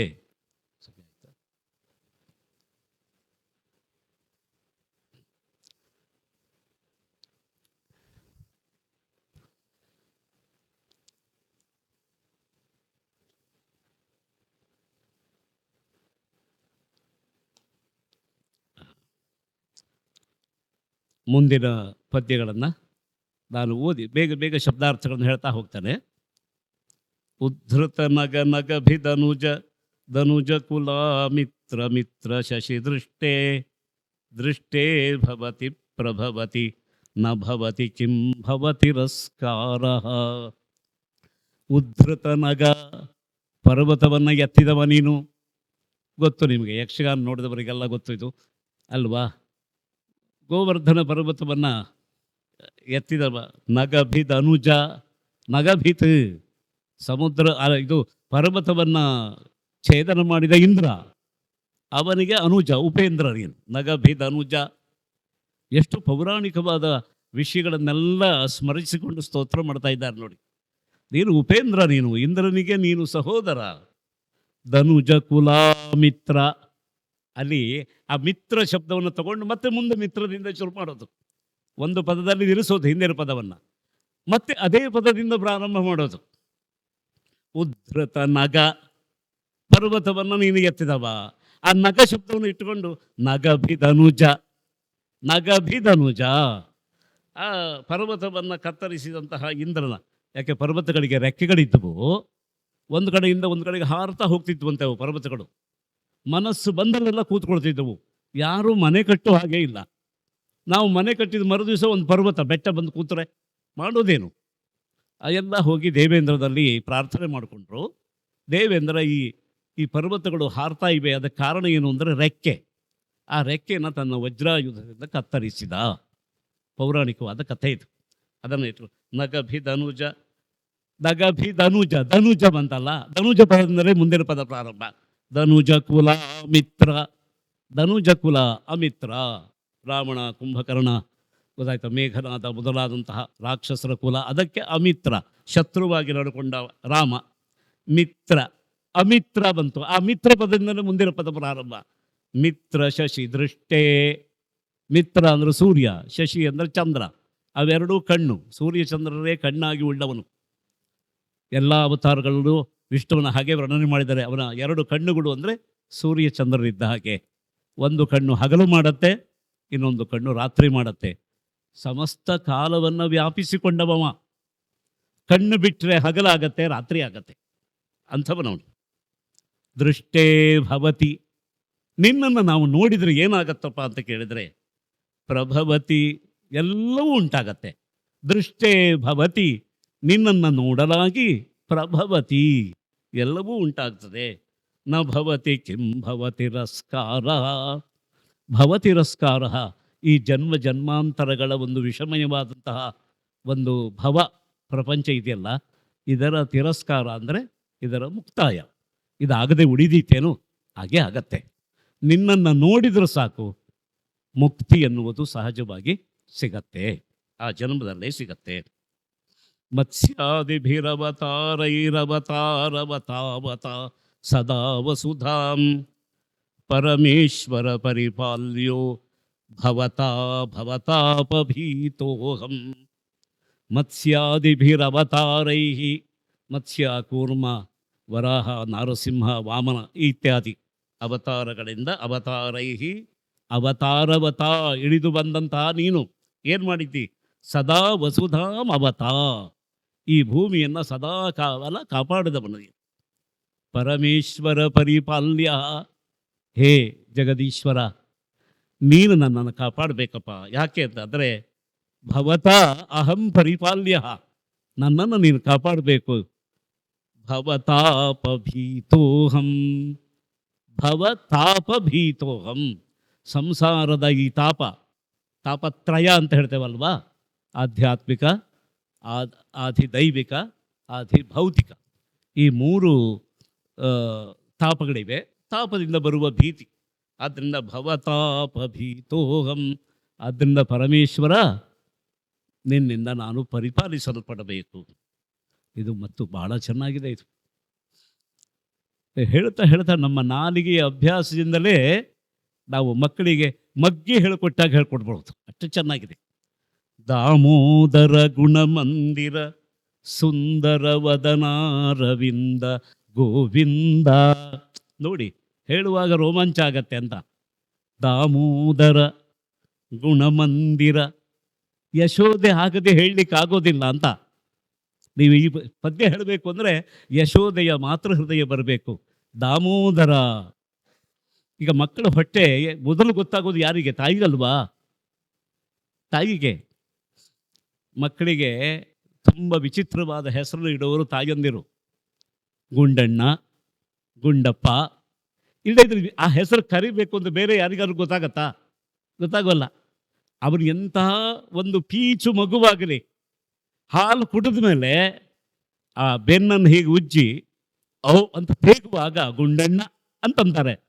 ನೋಡಿದ್ರೆ ಇವನು ಗುಂಡಣ್ಣ ಅಲ್ಲವೇ ಅಲ್ಲ, ಇದು ಇಷ್ಟು ಪೀಚಾಗಿದೆ ಮಗು, ಆ ತಾಯಿಗೆ ಗುಂಡಣ್ಣ ಅಂತ ಕಾಣುತ್ತೆ. ಯಾಕೆಂದರೆ ಆ ಮಗುವನ್ನು ಬೆಳೆಸೋದಕ್ಕೆ ಬೇಕಾದ ಅಮೃತ ಅವಳ ಎದೆಯಲ್ಲಿ ಹುಟ್ಟಿದೆ. ಮಗುವನ್ನು ಬೆಳೆಸುವ ಅಮೃತ ಅವಳ ಎದೆಯಲ್ಲಿ ಹುಟ್ಟಿದೆ. ವಾತ್ಸಲ್ಯ ಹಾಲಾಗಿ ಹರಿದಿದೆ. ಆದ್ದರಿಂದ ಆ ಹಾಲು ಕುಡಿದವನು ಗುಂಡಣ್ಣ ಆಗಲೇಬೇಕವನು ಅಲ್ವಾ. ಆದ್ದರಿಂದ ದಾಮೋದರ, ಆ ಹೊಟ್ಟೆಗೆ ಅಳತೆ ಇರಬೇಕು ಅನ್ನೋ ಕಾರಣಕ್ಕೆ ದಾಮ ಅಂದರೆ ವಡ್ಯಾಣವನ್ನು ಬಂಧನ ಮಾಡ್ತಾರೆ. ದಾಮೋದರ ಗುಣಮಂದಿರ, ಎಲ್ಲ ಗುಣಗಳು ನಿನ್ನಲ್ಲೇ ಇದೆಯಪ್ಪ. ಮಕ್ಕಳಲ್ಲಿ ಇಲ್ಲದೇ ಇದ್ದ ಗುಣ ಯಾವುದಿದೆ ಹೇಳಿ? ಪ್ರಪಂಚದ ಅನಂತ ಕಲ್ಯಾಣ ಗುಣಗಣ ಪರಿಪೂರ್ಣ. ಭಗವಂತರನ್ನು ಕೊಂಡಾಡಿದ್ದಾರೆ. ಅನಂತ ಕಲ್ಯಾಣ ಗುಣಗಣ ಪರಿಪೂರ್ಣ ಅವನು. ಗುಣಮಂದಿರ, ಅದಕ್ಕಿಂತ ಮುಂದೆ ಸುಂದರ ವದನಾರವಿಂದ, ಚಂದ ಮುಖ. ಅದು ಎಷ್ಟು ಚಂದ ಅಂದರೆ ಕೆಂಪಾದ ಕಮಲದಷ್ಟು ಮುದ್ದಾದ ಚಂದ ಮುಖ ಅದು. ಸುಂದರ ವದನಾರವಿಂದ ಗೋವಿಂದ, ಅರವಿಂದ ಗೋವಿಂದ, ಭವಜಲಧಿ ಮಥನ ಮಂದರ. ನೀನು ಹೇಗಪ್ಪ ಅಂದರೆ ಈ ಸಂಸಾರವೆಂಬಂತಹ ಸಮುದ್ರವನ್ನು ಮಥನ ಮಾಡುವ ಮಂದರ, ಮಂದರ ಪರ್ವತ ನೀನು ಅಂತ. ಒಮ್ಮೆಲೆ ಆ ರೂಪಕ ಎಷ್ಟು ದೊಡ್ಡದಾಗಿ ಕೊಟ್ಟುಬಿಟ್ರು ಅಂತಂದರೆ, ನಾರಾಯಣನೆಂಬಂತಹ ಒಂದು ಮಂದರ ಇದ್ದರೆ, ಮಂದರ ಪರ್ವತವನ್ನು ನಾರಾಯಣ ಸ್ವರೂಪ ಅಂತಲೇ ಪುರಾಣಗಳು ವರ್ಣನೆ ಮಾಡ್ತವೆ. ಅದನ್ನು ಕಡಿಬೇಕು ಅಂದರೆ, ಈ ಪ್ರಪಂಚವೆಂಬ ಸಮುದ್ರ ಕಡಿಬೇಕು ಅಂತಂದರೆ ನಾರಾಯಣನೇ ಕಡಗೋಲಾಗಬೇಕು. ಕಡಗೋಲು ಹಿಡಿದದ್ದು ಮಾತ್ರ ಅಲ್ಲ, ಅವನೇ ಕಡಗೋಲಾಗಿ ನಿಂತವನು. ಭವಜಲಧಿ ಮಥನ ಮಂದರ ಪರಮಂದರ ಮಪನಯತ್ವಮ್ಮೆ. ಪರಮಂ ದರಂ, ದರ ಅಂದರೆ ಭಯ. ಅವನು ಅಷ್ಟು ಚಿಕ್ಕವನು. ದಾಮೋದರ, ಅವನ ಬಾಲ್ಯವನ್ನು ವರ್ಣನೆ ಮಾಡ್ತಾ ಭವಜಲಧಿ ಮಥನ ಮಂದರ. ನೋಡಿ, ಭೂವ್ಯೋಮ, ಭೂಮಿಯಿಂದ ಆಕಾಶದವರೆಗೆ ಬೆಳೆದು ನಿಂತ ಮಂದರಾದ್ರಿ ಹಾಗೆ ಅವನನ್ನು ವರ್ಣನೆ ಮಾಡಿ, ಅವನ ಅಣುವಿಗಿಂತ ಅಣುವಾಗಿ ಕಂಡ ಶಂಕರರು ಮಹತ್ತಿಗಿಂತ ಮಹತ್ತಾಗಿ ವರ್ಣನೆ ಮಾಡಿದರು ಒಂದೇ ಪದ್ಯದಲ್ಲಿ. ದಾಮೋದರ ಗುಣಮಂದಿರ ಸುಂದರ ವದನಾರವಿಂದ ಗೋವಿಂದ, ಭವಜಲಧಿ ಮಥನ ಮಂದರ ಪರಮಂದರಮಪನಯ. ದರಂ ಅಂದರೆ ಭಯ, ಭಯಂಕರವಾದ ಭಯವಪ್ಪ. ನಮಗೆ ಹುಟ್ಟುಬಿಟ್ಟಿದ್ದೇವಲ್ಲ, ಸಾಯ್ತೇವೆ, ಸಾವಿನ ಭಯ. ಆದ್ದರಿಂದ ಪರಮಂದರಮಪನಯ, ಈ ಸಾವಿನ ಭಯವನ್ನು ನಿವಾರಣೆ ಮಾಡಪ್ಪ ನೀನು. ನಿಮ್ಮ ಷಟ್ಪದಿ ಇಲ್ಲಿ ಬಂದಿದೆ, ಸ್ವಲ್ಪ ಗಮನಿಸೋಣ. ಅದು ಮರತ್ರ ನಿಮ್ಮ ನೆನಪು ಮಾಡಿ ಹೇಳುವಾಗ, ನಾರಾಯಣ ಕರುಣಾಮಯ ಶರಣಂಕರವಾಡಿ ತಾವಕೌ ಚರಣೌ ಇತಿ ಷಟ್ಪದಿ ಮದೀಯೇ ವದನ ಸರೋಜೆ ಸದಾ ವಸತು. ಪೂರ್ವಾರ್ಧದಲ್ಲಿ ಲೆಕ್ಕ ಮಾಡಿ ಎಷ್ಟು ಪದ ಇದೆ ಅಂತ. ನಾರಾಯಣ ಕರುಣಾಮಯ ಶರಣಂಕರವಾಣಿ ತಾವಕೌ ಚರಣೌ, 6 ಪದ ಇದೆ. ಇತಿ ಷಟ್ಪದಿ, 6 ಪದಗಳನ್ನು ಅಲ್ಲಿ ಹೇಳಿದರು. ಇದು ಆ ಛಂದಸ್ಸಿನ ಒಳಗೆ 6 ಪದಗಳನ್ನು ಆಯ್ಕೆ ಮಾಡಿದ್ದಾರೆ. ನಾರಾಯಣ ಕರುಣಾಮಯ, ಒಂದೊಂದು ಪದವು ಮಂತ್ರಘಟಕವಾದ ಪದಗಳಿವು, ಮಂತ್ರವನ್ನೇ ಹೇಳಿದ ಹಾಗೆ. ನಾರಾಯಣ ಅವನಿಗೇನು ಅಂತಂದರೆ ಎಲ್ಲ ಜೀವಿಗಳ ನೆಲೆ ನಾರಾಯಣ. ನಾರಾಯಣಂ ಅಯನಂ, ಅವನು ದಾರಿ, ಮಾರ್ಗ, ಗಮ್ಯವಾದ ಸ್ಥಳ, ಉದ್ಗಮ ಭೂಮಿ ಅವನೇ. ಅಲ್ಲಿಂದನೇ ಬಂದವರು ಅಲ್ಲಿಗೆ ಹೋಗಿ ಸೇರ್ತಾ ಇದ್ದಾರೆ.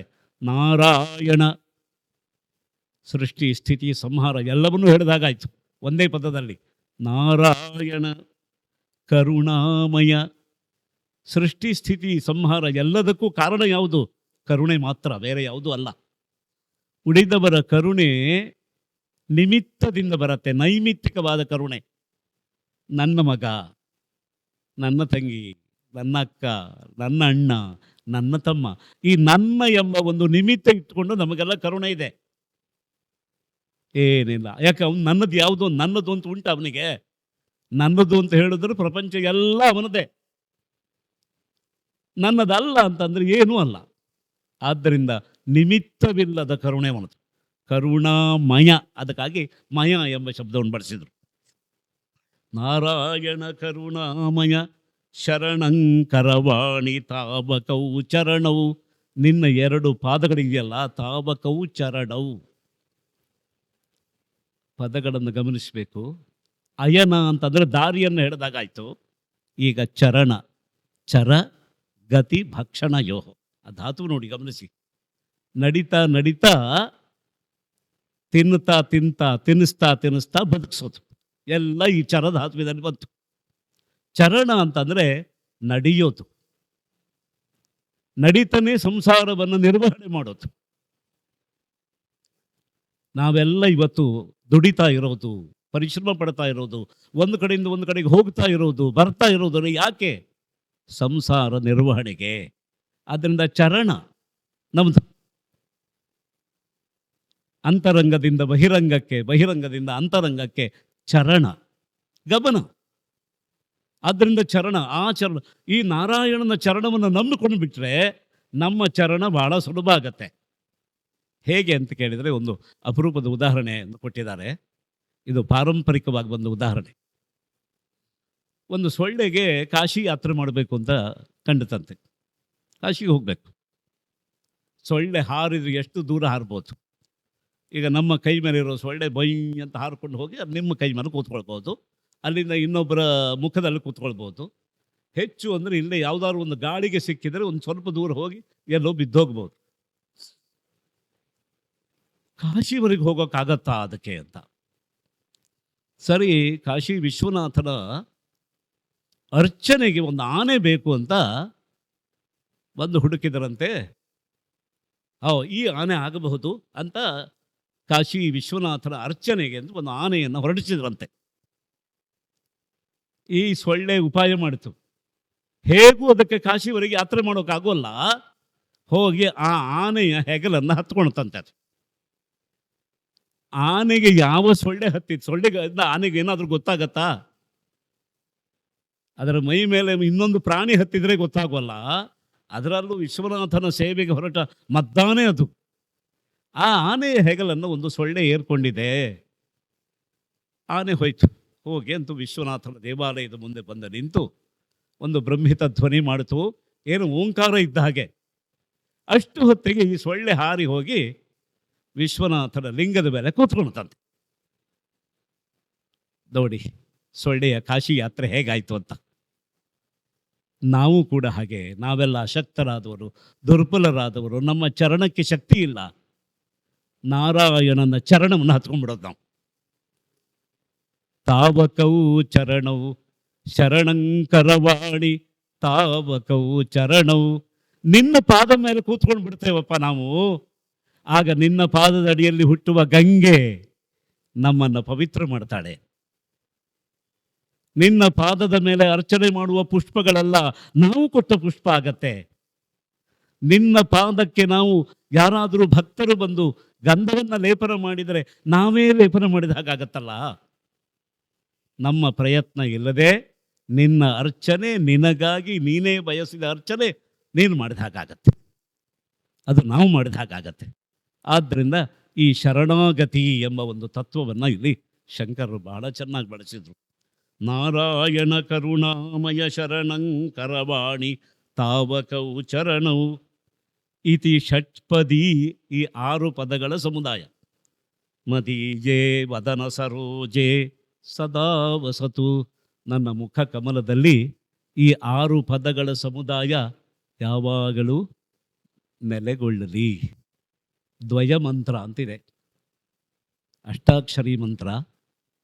ಅದರ ಮುಂದಿನ ಉತ್ತರಾರ್ಥ ನಮೋ ನಾರಾಯಣ, ಓ ನಮೋ ನಾರಾಯಣಾಯ. ತಾವಕವು ಚರಣವು ಶರಣಂ ಪ್ರಪದ್ಯೆ ಸೇರಿಸಿದರೆ ಅದಕ್ಕೆ ದ್ವಯಮಂತ್ರ ಆಗತ್ತೆ. ಅಲ್ಲಿ 6 ಪದಗಳಿಗೆ ಆಗತ್ತೆ. ಅದು ಆ ಮಂತ್ರವನ್ನು ಉಪಾಸನೆ ಮಾಡೋರು ಶಂಕರ ಭಗವತ್ಪಾದರು. ಆ ಪದಗಳನ್ನೇ ಇಲ್ಲಿ ಸೇರಿಸಿದ್ದಾರೆ ನೋಡಿ.